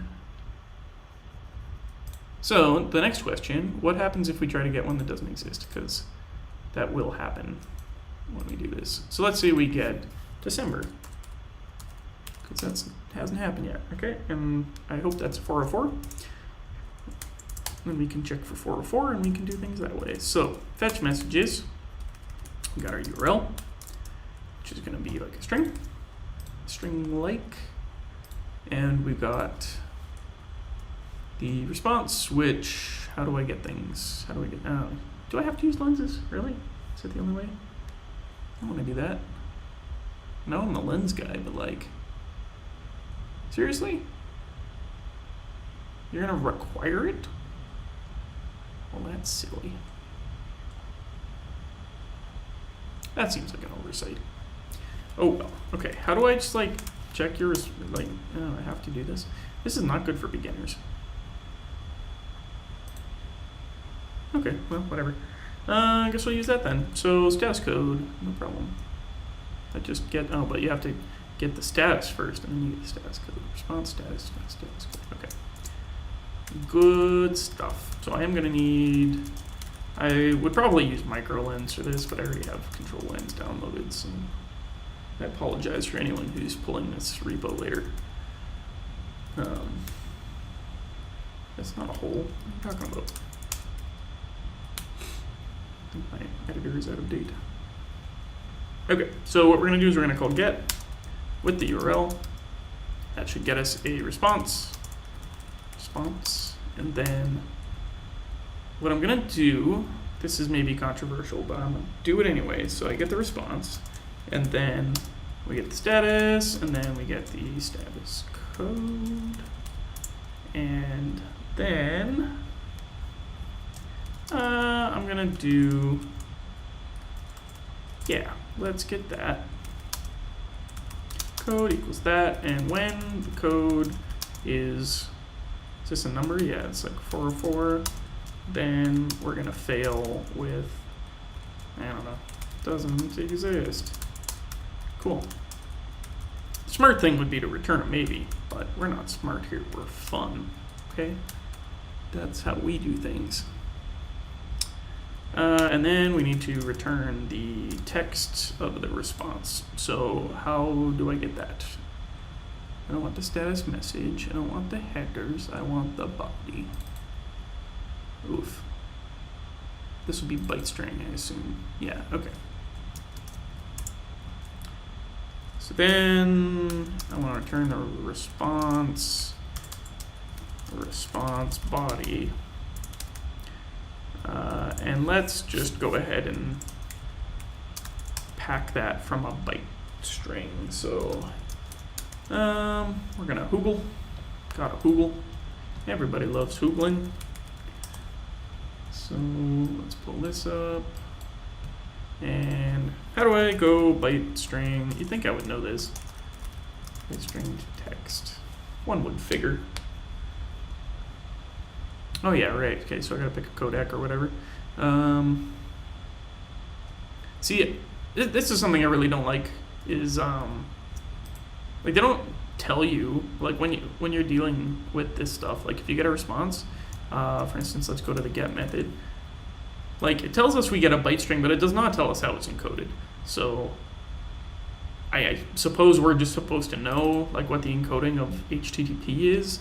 I don't know if it's ASCII or if it's UTF-8 or what. I always just, it's almost always safe to assume it's UTF-8. I could Google it, but like, it'd be really nice if we had like tagged byte string types and they could just tell us that it's like UTF-8 or something and make it type safe, because I'm gonna make an assumption here. I'm gonna assume it's either ASCII or UTF-8, and then, you know,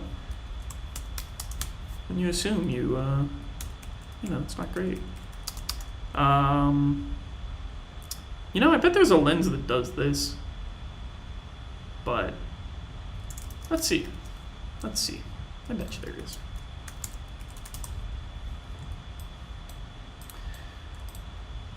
Just because. So there's probably a module for text. So there's a byte string one, data.bits. Oh, that's the other super annoying thing. Like, to know if this is lazy or not, you have to like hover and then look at the bottom. So, oh yeah, so it does pop up. So it says it's a lazy byte string, but like, you know, come on guys, it's not very visible. Okay, cool. So we'll check in there. Byte string strict. Where's the text lens? Look in there. Text lazy lens. Unpacked bytes. So this gets word 8. Is there a way to turn it into text? Is there a type class for turning it into text? String T. T, no, it does not. Because you need to specify encoding. But there is, however, a prism. That assume, okay, so this actually let us handle failure too. It's interesting. So UTF-8 is from data, text, lazy lens. Perfect. That's what we want. Data, text, lazy lens. Go away. Okay. So I can actually just do this, and we'll do assume UTF-8. Damn it all. Okay. Response body, not in scope. Are you sure?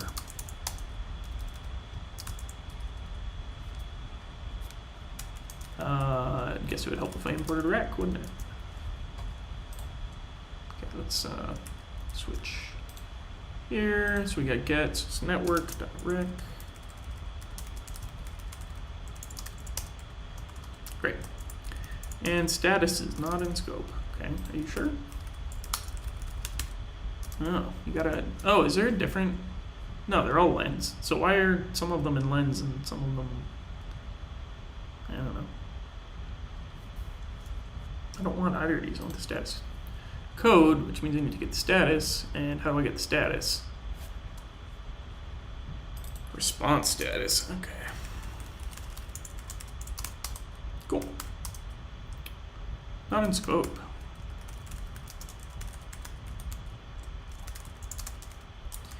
How terrible.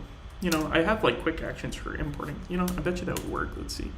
Sometimes I tell you to, no. Okay, fine then. Guess I don't have quick things for importing that. But Haskell language server will get there eventually. It's doing really well. Ambiguous type variable. You sure? Should be IO.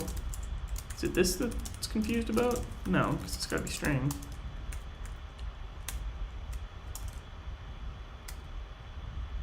Is this, oh, is this monad IO? No, it's just IO. And I tell you what type it is.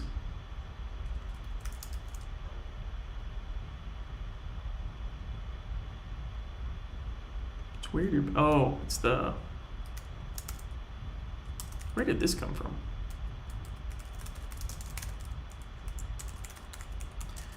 It's funny. Happy now? Ambiguous occurrence. Scraper.when. Oh. What the? Oh.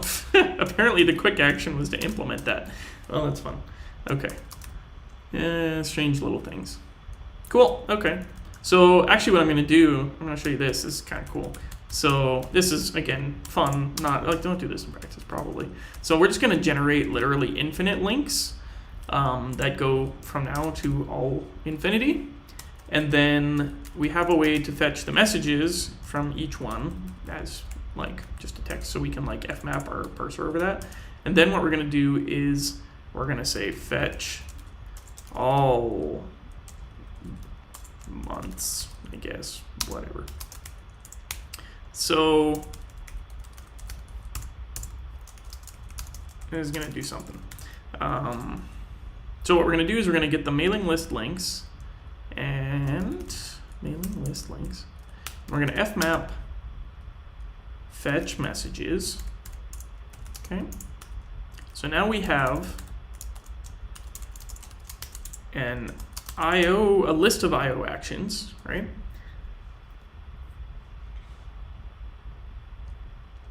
Then what we need to do, oh, can we even do this?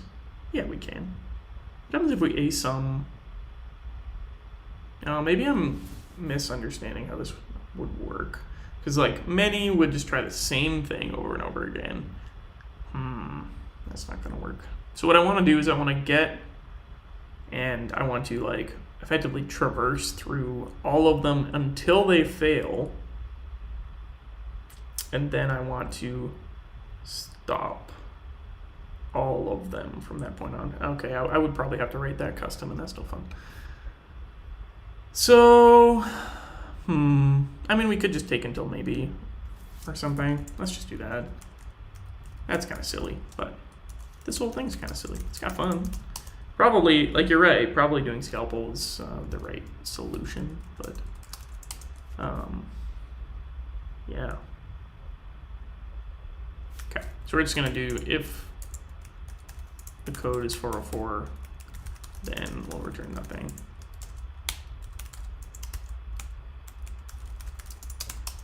Cool. And otherwise we'll return. I'll let you fail too. Cool. Then what we can do is we can like traverse and cat maybes take until maybe. This is still gonna be, like, we kind of have to take them iteratively until they fail. It's interesting, I've never done this before. Let's go back. Let's rate the combinator that, be the combinator you want to see in the world. Because I think this is like maybe this exists already, but if it doesn't, I want it to. So we're gonna make it into a thing. So I'm gonna call this lazy, I don't know, try all. Great name. This is gonna take any alternative of A's, and then it's going to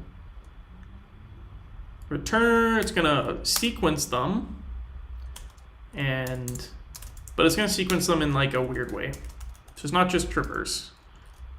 So we're gonna say we're gonna get an action. I'm just gonna call these X. Here I'm getting into weird fun stuff. I'm just experimenting. Okay, so we're gonna say these have alternative, which apparently I need to import, which is kind of annoying. Okay, and then we can't use do. So we are going to try optional X. Yep. And then we need to write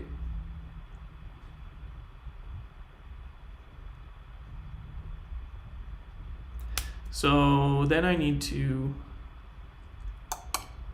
traverse. No. Let's do some type Tetris. What do I need to go here? So I need found a hole, maybe A into this. You know, we're just going to use applicative do. This is where it's probably easier to write it with applicative do and then translate it back into applicative after. It's too late in the day for me to do this. Okay, so we are going to just pull the result of that out. And if we get nothing, so this means we're going to run it, see if it fails first. If it fails, then, oh, this might actually require monad. Maybe that's why this isn't a thing.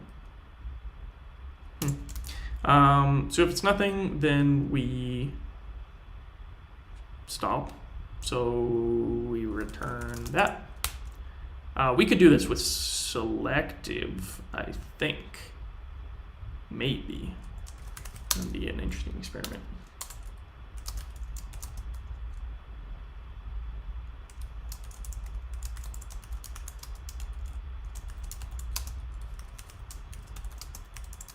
Okay. Could not deduce monad, so yeah, I think we do need monad. Obviously, I'm using monad here. Shoot, well, that's too bad. But that's okay, because we have a monad here. So, you know, whatever.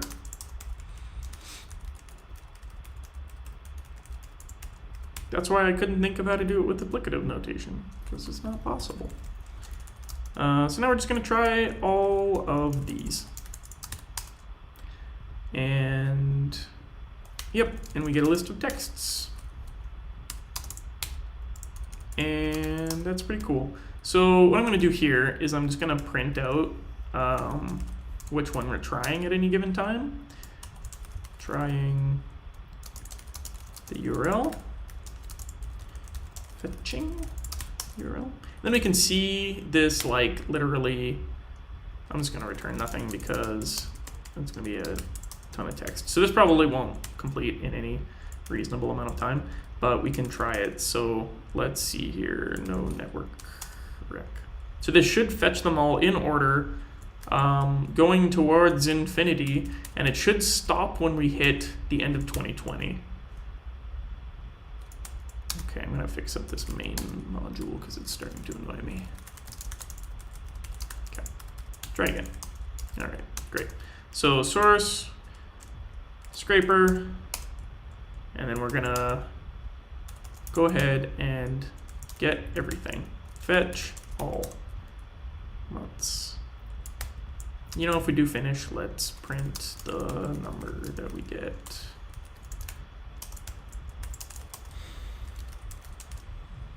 Pattern matches are non-exhaustive. Fair enough. Thank you, GHC. This is why I'm not coding in Python. And we'll just return the empty thing. Okay, let's try that. Otherwise, we would have crashed. So, and we would have crashed right at the end, and that'd be a huge pain. Cool. Cool. Oof, this is slow.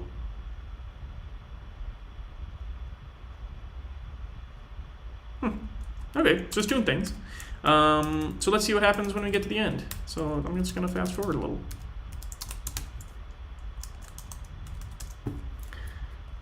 January, February, March, April. Hopefully I don't get like rate limited or something, that'd be bad. July, August, September, here we go, October, November. Status code exception. Exception request. Why are you throwing a... What? Are you doing that thing where... Oh, port... Wait, what? True. 2020 November, query string, get nothing, false. I think it should just be a 404, right? Yeah, status code exception. Why are you throwing a... Oh. Okay. Why do you return a response with a status on it if you're just going to throw an exception? This is like the opposite of when you return 200 okay and then there's like an error in the request. This is like throwing an error when you have a valid status code. So, okay. Well, you know what? I shouldn't blame them. I should probably have read the documentation or something like that. Let's see what the documentation says. Get. This is what I get for being playing too fast and loose. I mean, you say you can do this, but you can't.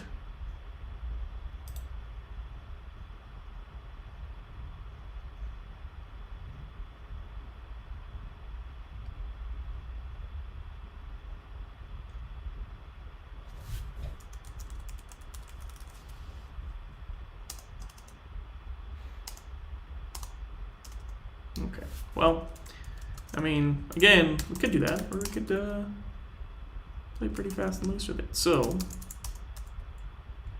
I mean, it should have caught that though, because like the optional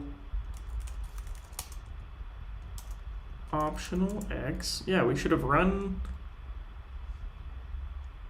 this if it failed. So when did we fail in this? HTTP exception request.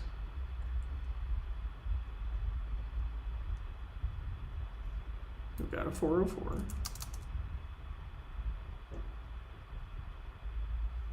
Oh, so it maybe, did it actually succeed? It might have actually succeeded. No, it didn't. Okay. So here's what I would expect to happen, right? Because we call optional on it, as we saw in my like example before, I would expect it to, yeah, true. I'm sure you run into that all the time. Good to see you, by the way. Thanks for stopping in. I think like Facebook APIs were doing that at one point. It was a pain at work. Some of the GraphQL stuff, I think like you can run into that problem because like parts of something can fail. And I mean, that's just something HTTP does not know how to handle. So, you know. Okay, well, let's try this. Let's see, like, are you just going to throw this if I call it manually? So, like, November does not exist, right? Okay, that's what you're telling me. What if I try and just get it?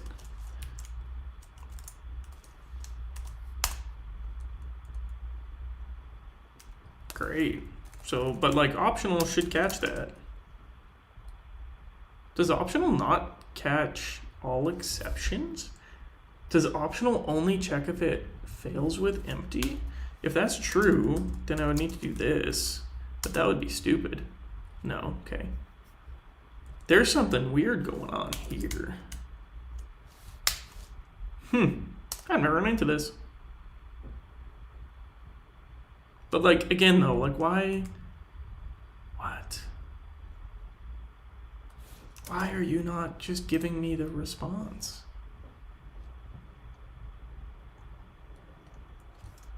I don't know. I wonder if anyone else has run into this. What is it, an HTTP? So, and that's the other weird thing, is it's a request exception. HTTP exception request. What does that mean? The exception request on the rec library.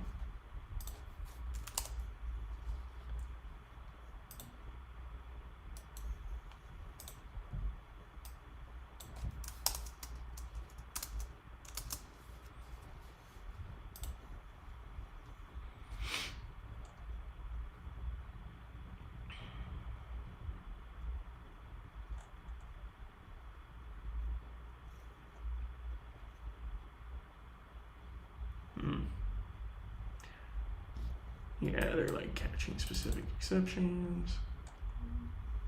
Oh. I wonder if this is some lazy stuff where it's not being strict enough. I mean, that's, or no. Because like this should trigger. Is it because I don't actually look at the response body ever? No. You'd think it'd be failing here. What if I just do like optional here? No, because optional doesn't catch this. Why does optional not catch this? Like optional is literally made for this. Well, I mean, close enough. What if I, is throw a thing? How do I throw something?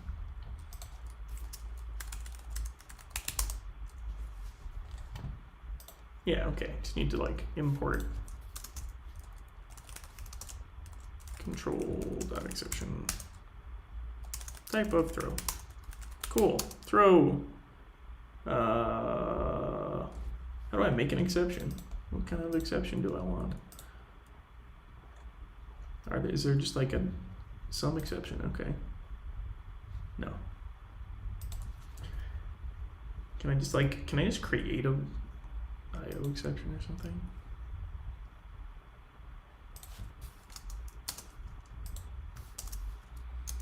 I don't think so. But you can pretty easily like data my exception instance exception my exception. Cool. I need show. Okay. Deriving show.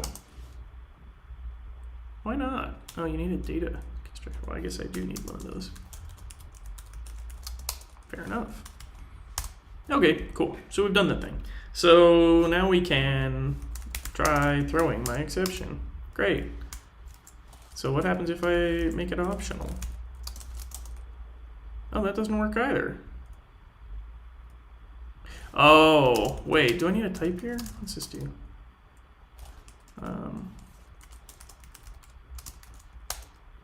No, it still doesn't work. Okay, I'm clearly, I don't know how optional works. We're gonna find out.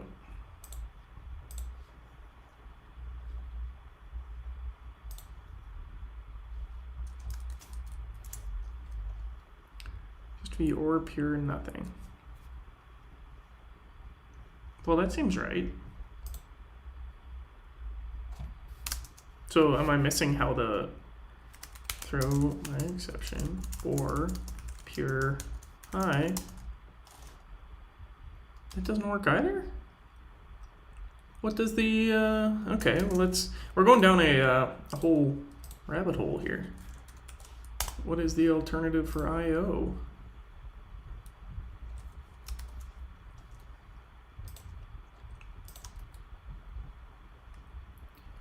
Too many windows. I lost my stream window. Where'd it go? Oh, it's in here now.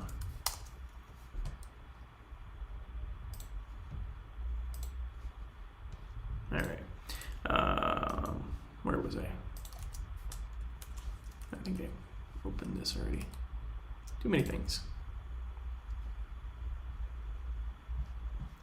Alternative. M plus. Catch exception. It only catches IO errors.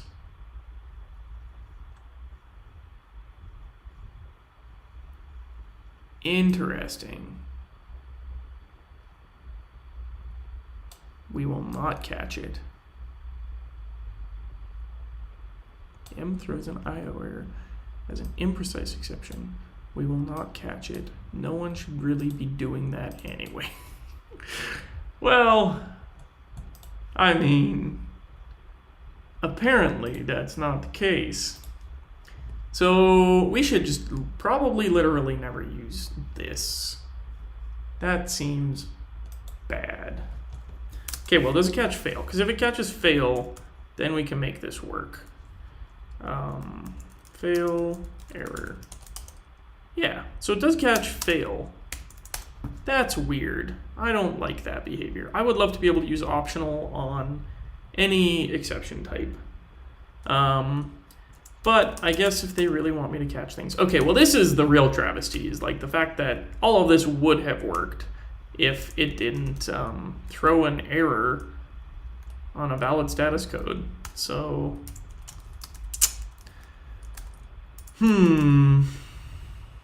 I blame that. How do I catch stuff? Okay.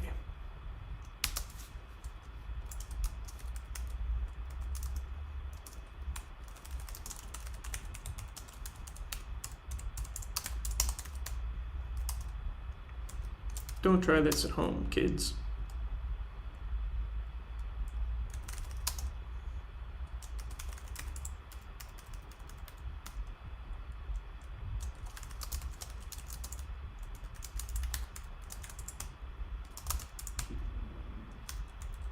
I guess I could capture the... This is stupid.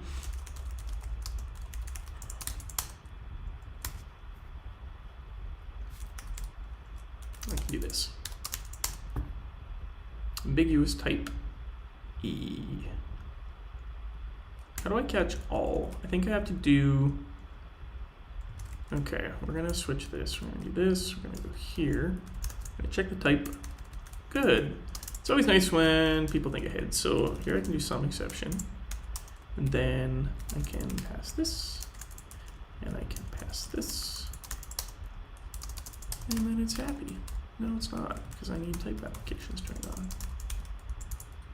And then it's more happy? What's this? No instance from Mona. Oh, I need const. Because I don't care about the exception. We're just gonna... I guess I could put... Anyway, that's not important. Okay, so now... Well, we'll see. Maybe this works better. Maybe it doesn't. Fetch all. This is really an aside from what we were trying to do, but it's always fun. May, June, I speak for myself. I'm having fun. August, September, here we go. October, November, perfect. So now it does exactly what I wanted. So this will automatically fetch all of the ones that exist, and then it will stop. Which is pretty cool. I mean, it's completely janky because if I get any sort of exception along the way, it'll just stop. But again, this is for fun, not profit or whatever. So, okay, what do we actually want to, what's the purpose here? Let's make, I mean, we can make an RSS feed, but that's already been done. Or we can dump to quote unquote reasonable HTML. I wonder what that would look like. Preferences on that. What can I do there?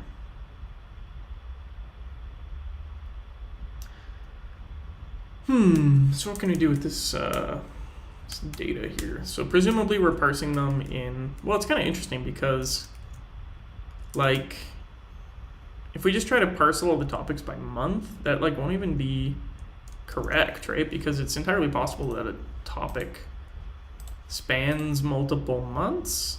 Does that ever happen? I mean, like, I'm sure it does. There'd be no reason why it wouldn't happen. So let's see which ones of these, like, okay, we got showing execution steps and like cross compass and stack. Any of these show up? No. I wonder if it is smart about that. Probably isn't. Doesn't seem to be too smart about too many things. So it mentions accelerate and type applications and stuff. No, I'm not seeing any that wrap. That's weird. Last message date, August 31st, August 27th.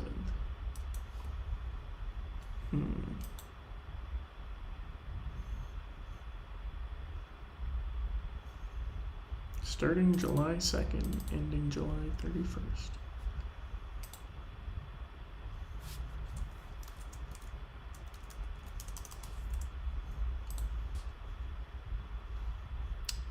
What about this one?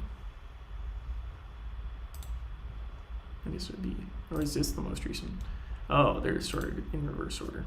So if this is July 29th, does anybody mention it at the bottom of this one? Oh, this is June. Oh, so that's why I'm looking backwards. Okay, so yeah, July mentions ISBN, validation and manipulation. I'd expect to see some here, or reactive whatever, byte string, darks. I expect to see them here. That's really surprising. I don't know what's going on there.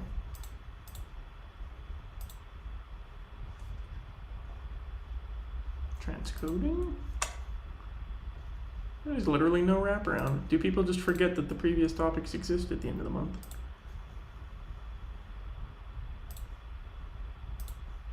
Am I just getting very unlucky?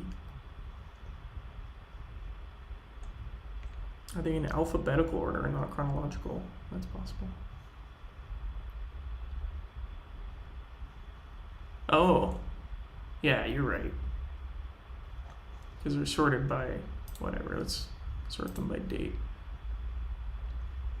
Oh, yeah. Okay. So you're absolutely right. Good catch. Okay, now is this the most recent or the... Yeah, okay, it's the latest. All right, so now let's look June and July. Sort this one by date. So the most recent ones are going to be like REFL, EKG, FMBC.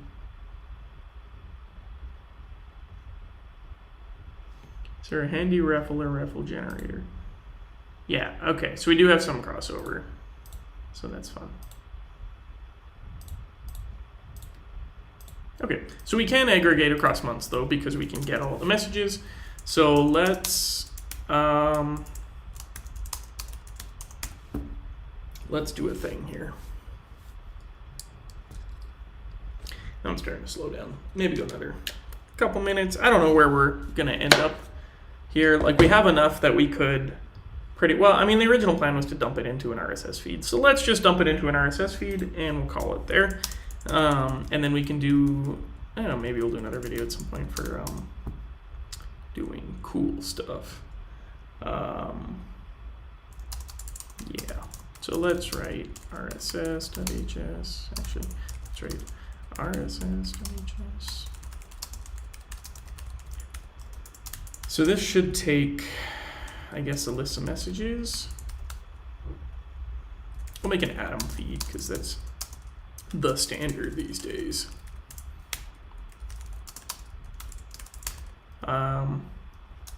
Is there a good XML builder?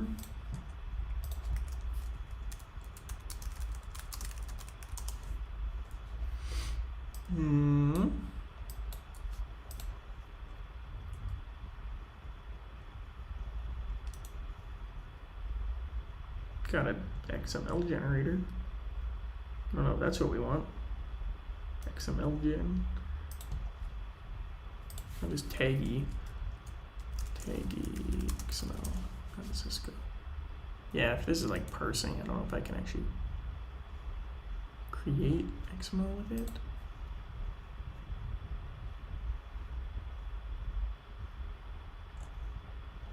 We got a renderer.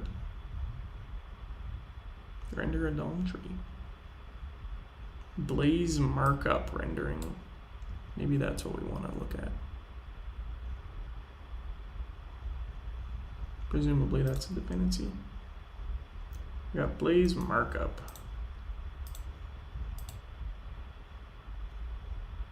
Cool.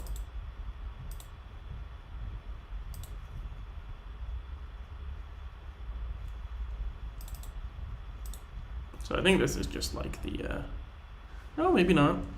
Okay, well there's a tutorial. Let's see the tutorial.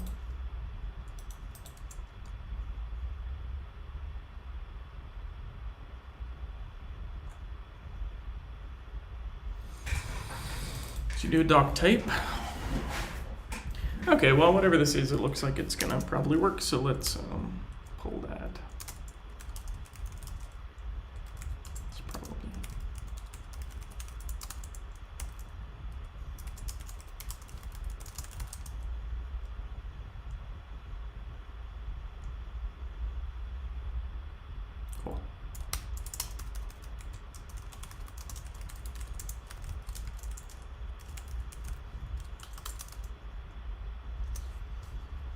Okay, so they import this.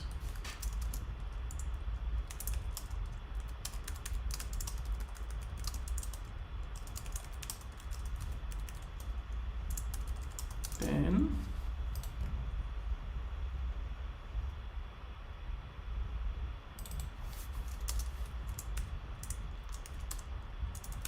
do I need doc type? There's no doc type.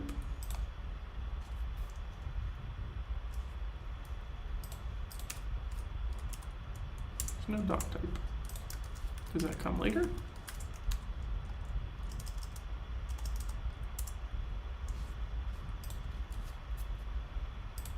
Maybe I need Blaze HTML. I mean, that would make sense.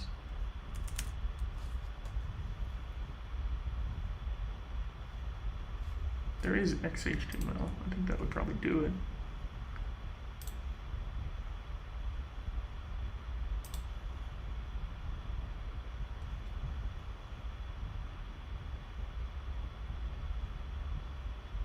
How do they make this? Because I want a custom doc type. I need a special one.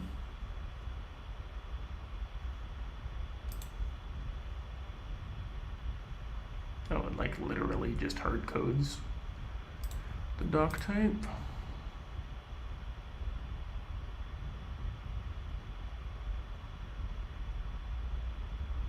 Oh, it's a single node. Okay, well, if I can like somehow do like a literal node.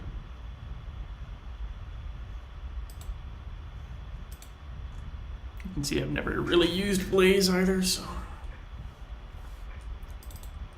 I can make like article. I guess this is HTML5. So, how do I make like a tag? Just like any type of tag. Can I do that? Can I do that in markup? What do you actually provide here? There's markup. There's a type for an HTML tag. Custom attribute data attribute to markup. See here, pre-escape to markup is probably good.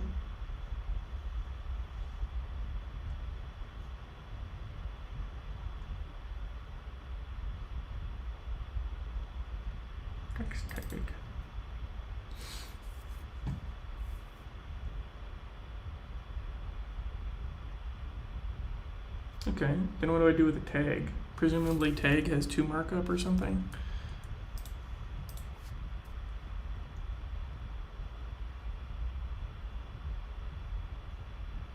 So is this monetic? Yeah, looks like it. Can I just embed a tag in the monad? Okay, so let's see. We'll come back to the doc type. We're just going to do tag.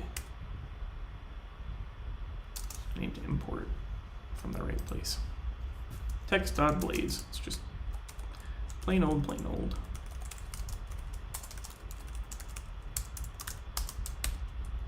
All right.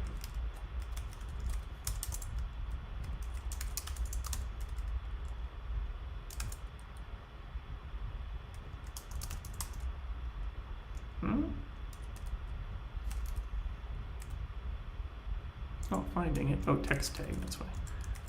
Text tag.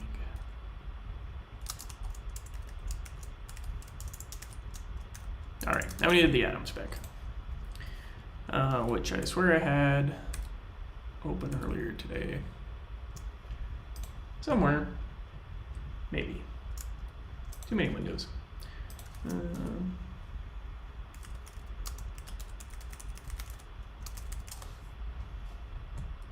This seems official-ish.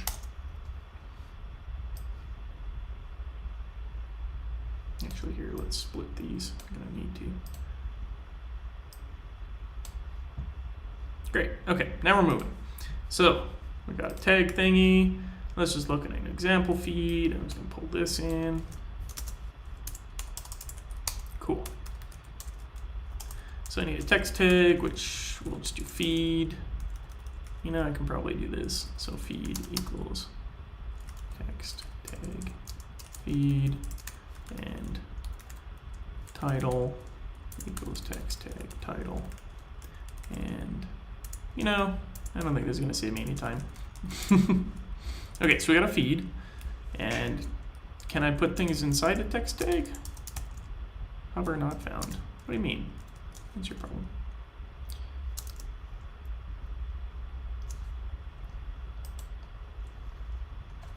I guess I want markup. Is this markup? Okay. Oh yeah. So, okay. Unused, sure. Couldn't match tag with markup. What do I do with the tag? I assume I called 2 markup on it.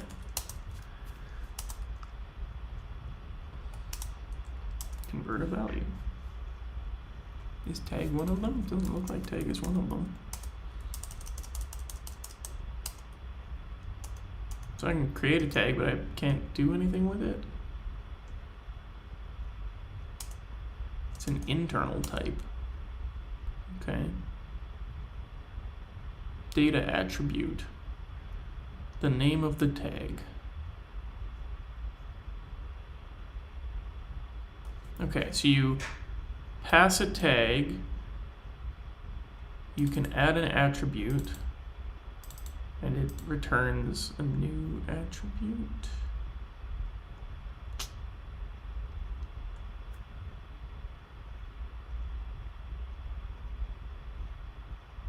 This confuses me, is why tag is not on here.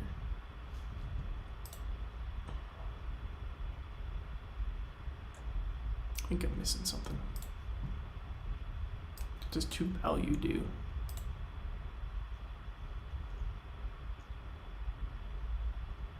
Okay, well, how do I render things? Let's see if there's a render. So I can render markup.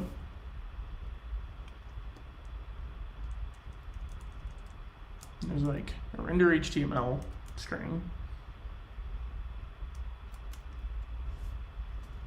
How do I get markup from a tag? Okay, let's go.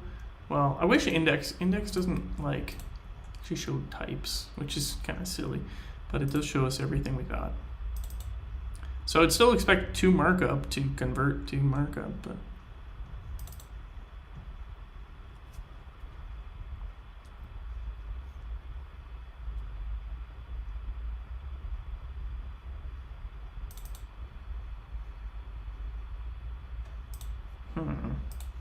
maybe I should actually read the tutorial.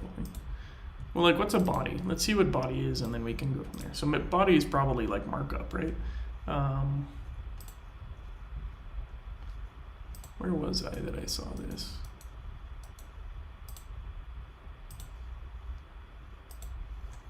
This is Blades HTML. Okay, so we have like a body tag.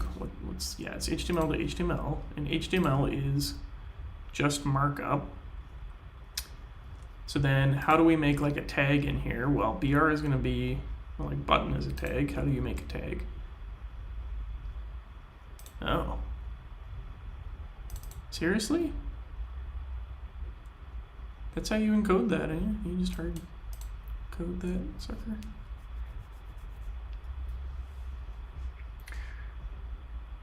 That's an interesting way to do it.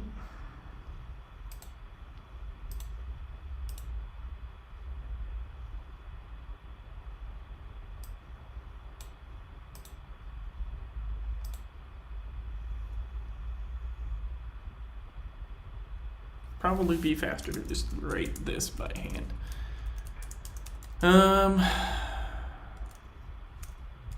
Is parent exposed? Parent is exposed, and then I can like make tag equals text to markup, and then I can say name equals parent. Where does parent come from? Presumably it's private, but that's fine. Custom parent. There we go. Create a custom parent element. Okay, that's exactly what I need. Go away. Okay, so custom parent feed. Cool. And we need to put something inside.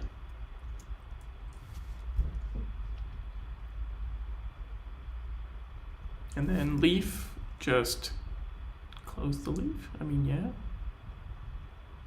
probably. So if we do this, and then we say custom leaf, done. And we need a bool. True. Not in scope. Not in scope. Where do these come from? Text please internal. That's fine. Okay. Not so bad, not so bad. Okay. And this needs to come second. And that doesn't happen. Okay. So now let's see. Okay, so I should be able to render something. Load source RSS. And then load.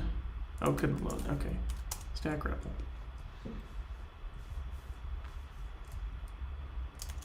Load source RSS. Better.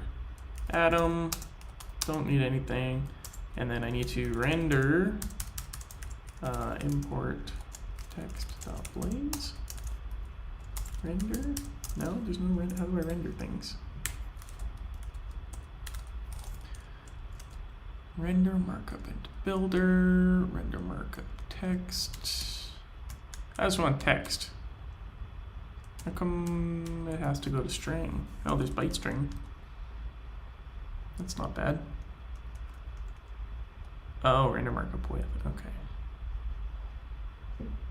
Oh, here, render markup. That's exactly what I want. Text, please, render text. Got a little bit of a stutter there. Okay.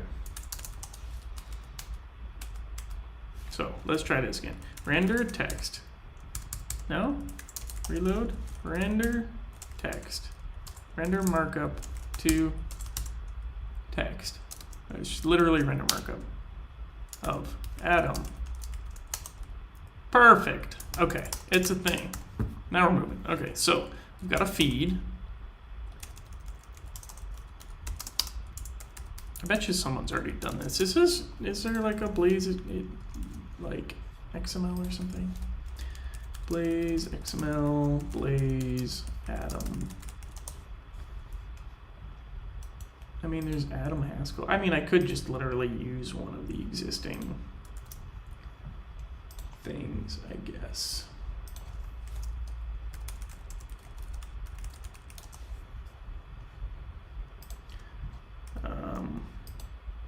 curated sets of package development with Atom. That's a different thing.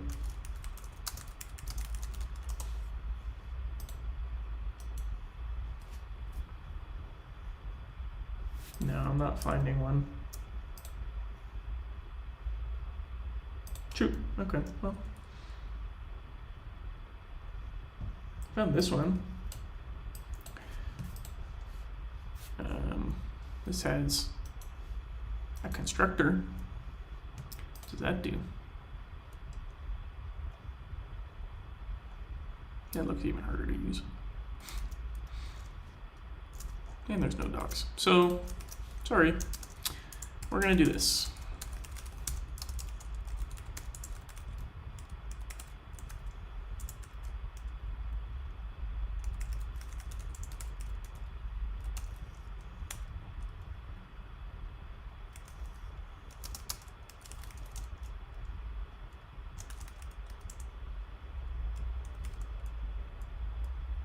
How do I like just do text content?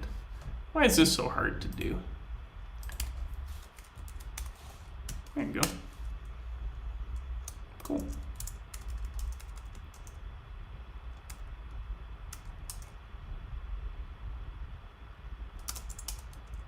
Luckily, there are very few elements in one of these.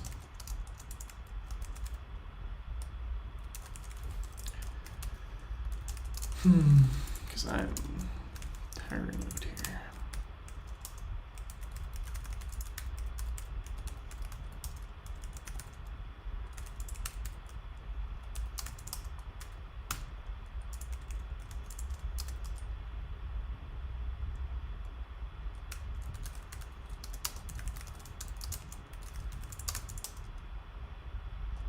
All right. Cool.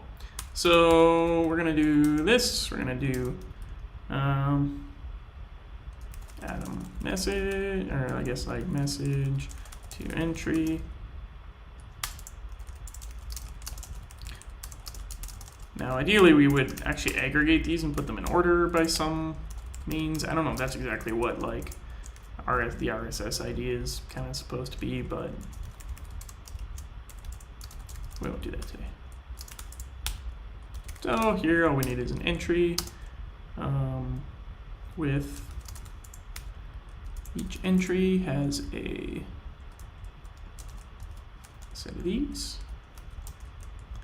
So, oh, we need a summary as well.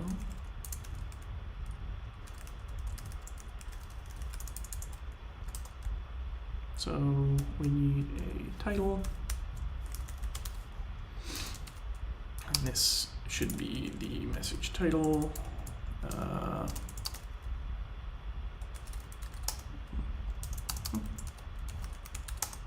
Oh, there's no title? Oh, it'd be subject. Yeah. So we can do like subject.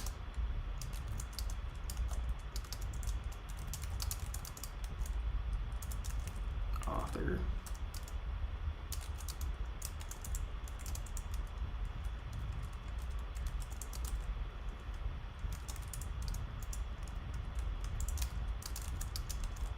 Date.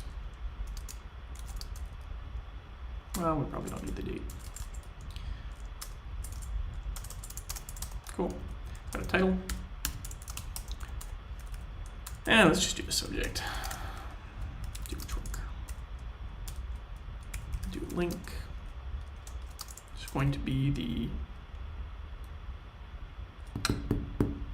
I guess I should parse like the. How does it link to messages in this crazy world? So if I go to my subject, pick one of these. That one. 132833. Okay. How do I know what that is? So let's check if that shows up in the listing for October messages.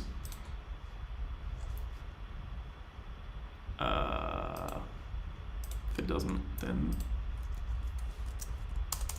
nope, literally doesn't show up. So what have I done?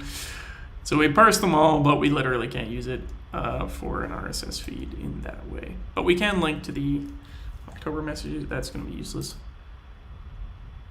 Dang. Well, that's fun. Why does it not use the message ID? You would think it would use the message ID. That's all I'm saying.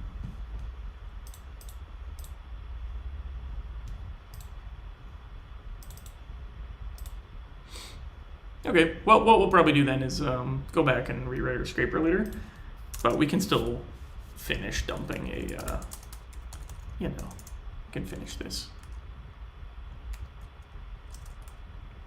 For the ID, this is perfect because we can use the message ID.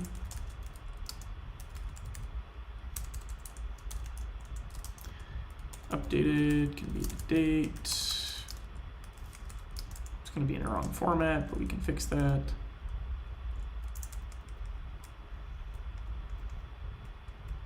Oh yeah, updated. Set the date. What's your problem here? Illegal dot dot.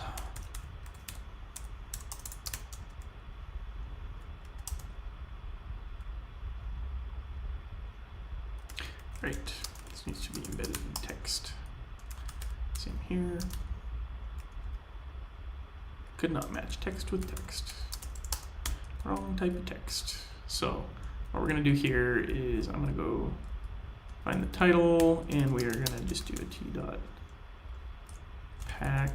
and a text in here. And then we can do this. Oh no, wait, it's gotta be from strict or whatever. Too strict from lazy, one of those.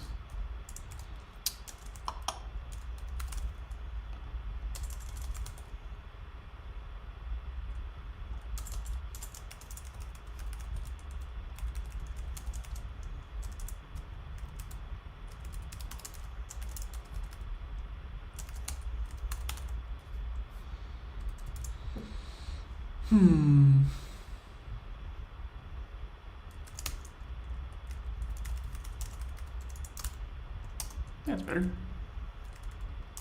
Maybe. Yeah, it's happy with title. So let's put that on title, let's put that on link, let's put that on updated, ID, let's put it on everything. Take it on. Okay. And let me just get rid of that. And that. And summary is just probably gonna be I don't know. Let's take the first however many, not head, take what, 60?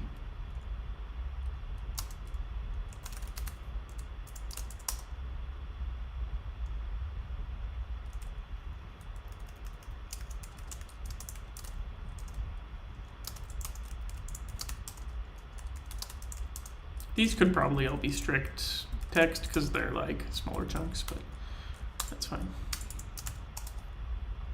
All right, we're pretty close now. We just need like a title, a link, an updated, and author for the main feed. So inside the feed, we do this. So title is just going to be like Haskell Café. The link is just going to be here.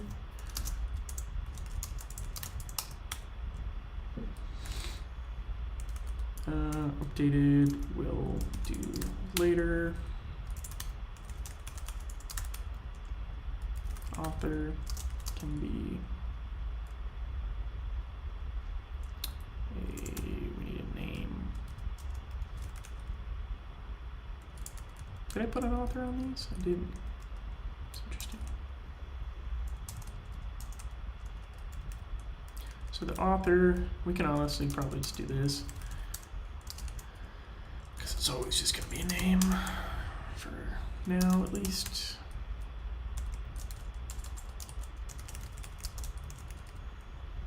Oh, who's the author? I mean, it's going to be like whoever, right? think we'll just leave the author off.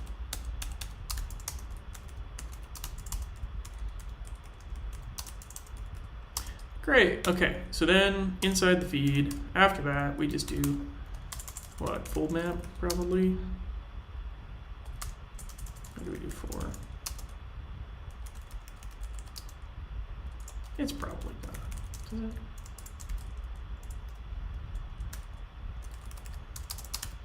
Yeah. Just fold map that. All right. And for the coup de grace, we will test this out. So.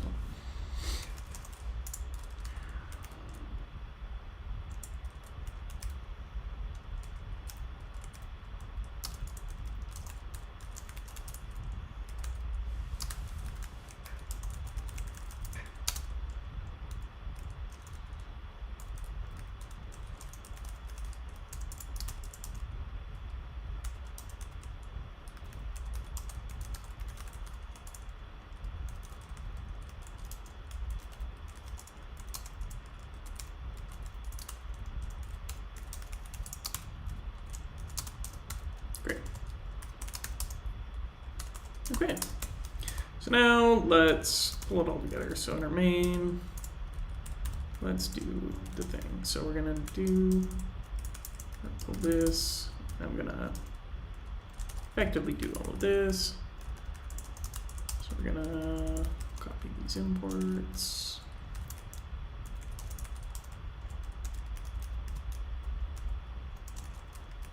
Probably don't need all of those, but probably don't need that or that.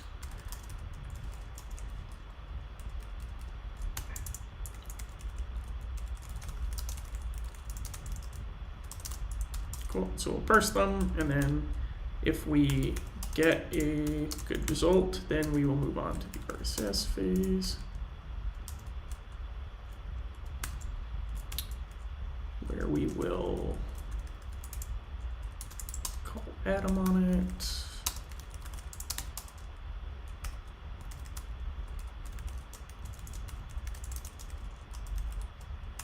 And then we will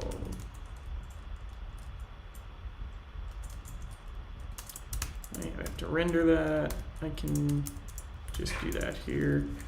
Render markup.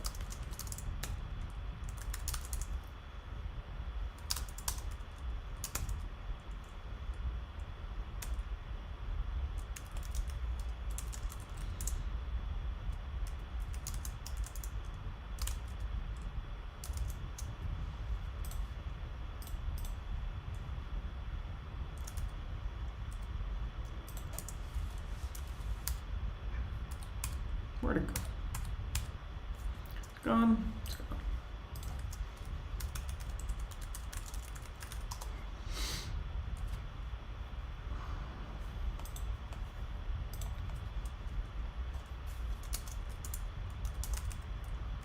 Oh, I deleted it because I wasn't using it.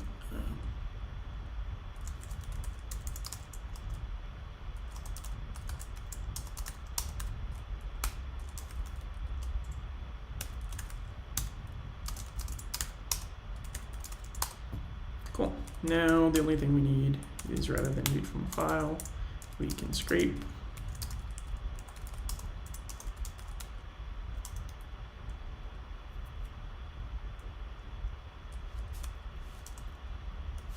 And let's just get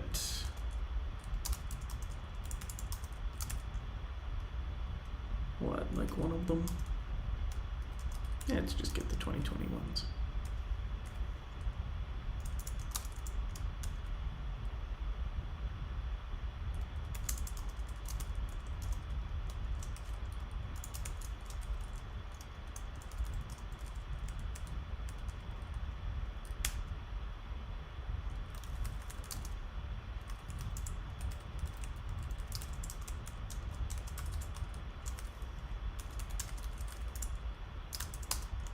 Okay, so we're getting all the texts.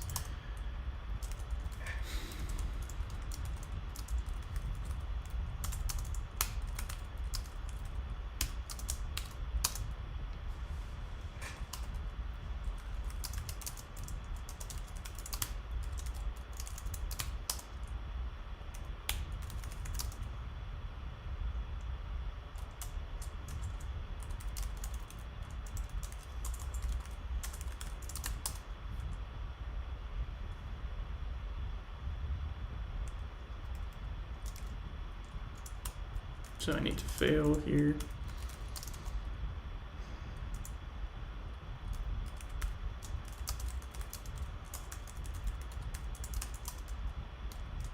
And this can just return the result.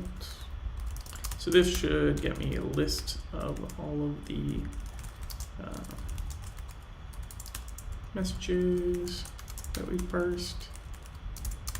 And then we can combine them all to an RSS feed.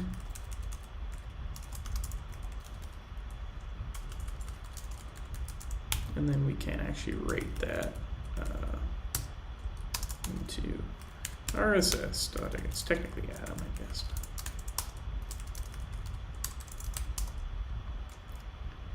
Couldn't match.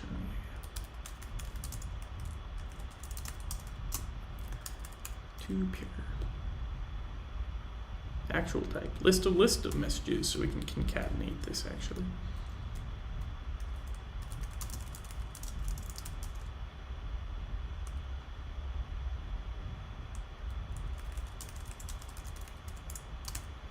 Cool.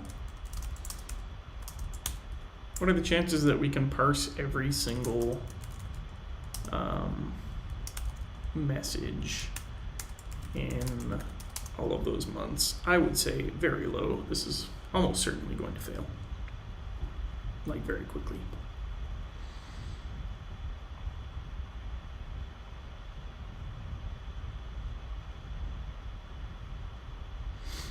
Probably should have interleaved the IO so that we could start parsing before we've finished reading.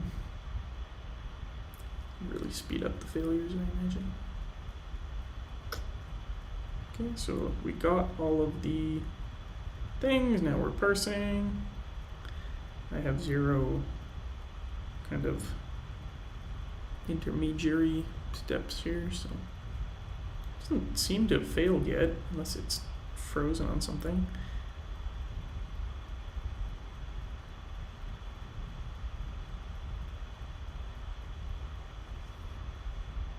It finished. That's rather surprising.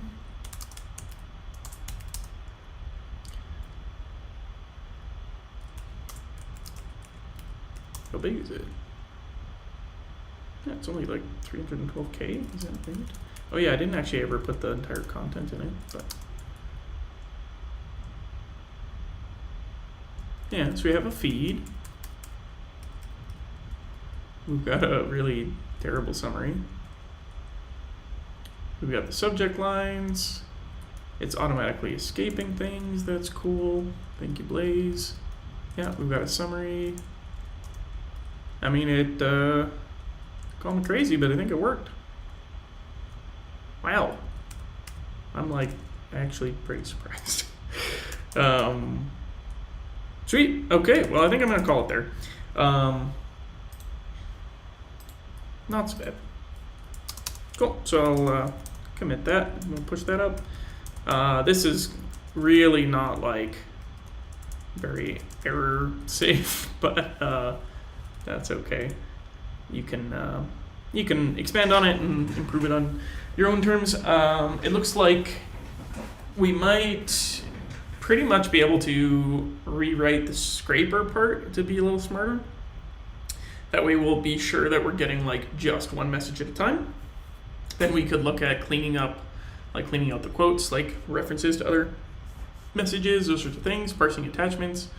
And then once we get that figured out, then we can start aggregating them properly. So it'd actually be, at this point, now that we have like a list of messages, it's really easy to pretty much just dump them into a map or whatever by shared subject line keys, and that should aggregate them properly, presuming that they don't rewrite subject lines. We could also parse it into a graph format using the references, but I don't like, it would depend on how you want to actually consume the data, whether you want it to like fork out like that. I don't know, like we could render it like a actually that might be interesting, like a Reddit comment thread, like you know how they put the comments underneath each other, and then you can kind of like click and expand them as you want to. But like I almost think that just a straight up linear sort of style would probably be more readable because like Reddit threads are not meant for super long conversations. I guess maybe mailing lists aren't either. That's something that would maybe be worth experimenting in. Because yeah, the graph view would be not that hard to build either. Like none of these would be super hard to build now that we actually have data rather than just text. But yeah, I don't know. We'll probably do another stream on this at some point. Now that we've got the bare bones down, I'll commit and push that. Yeah, I'll post the link to that again.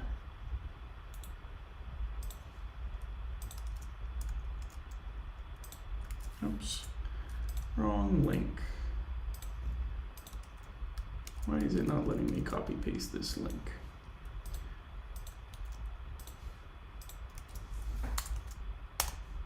There we go. Okay. But anyway, thanks for tuning in, and we'll catch you next time. Cheers.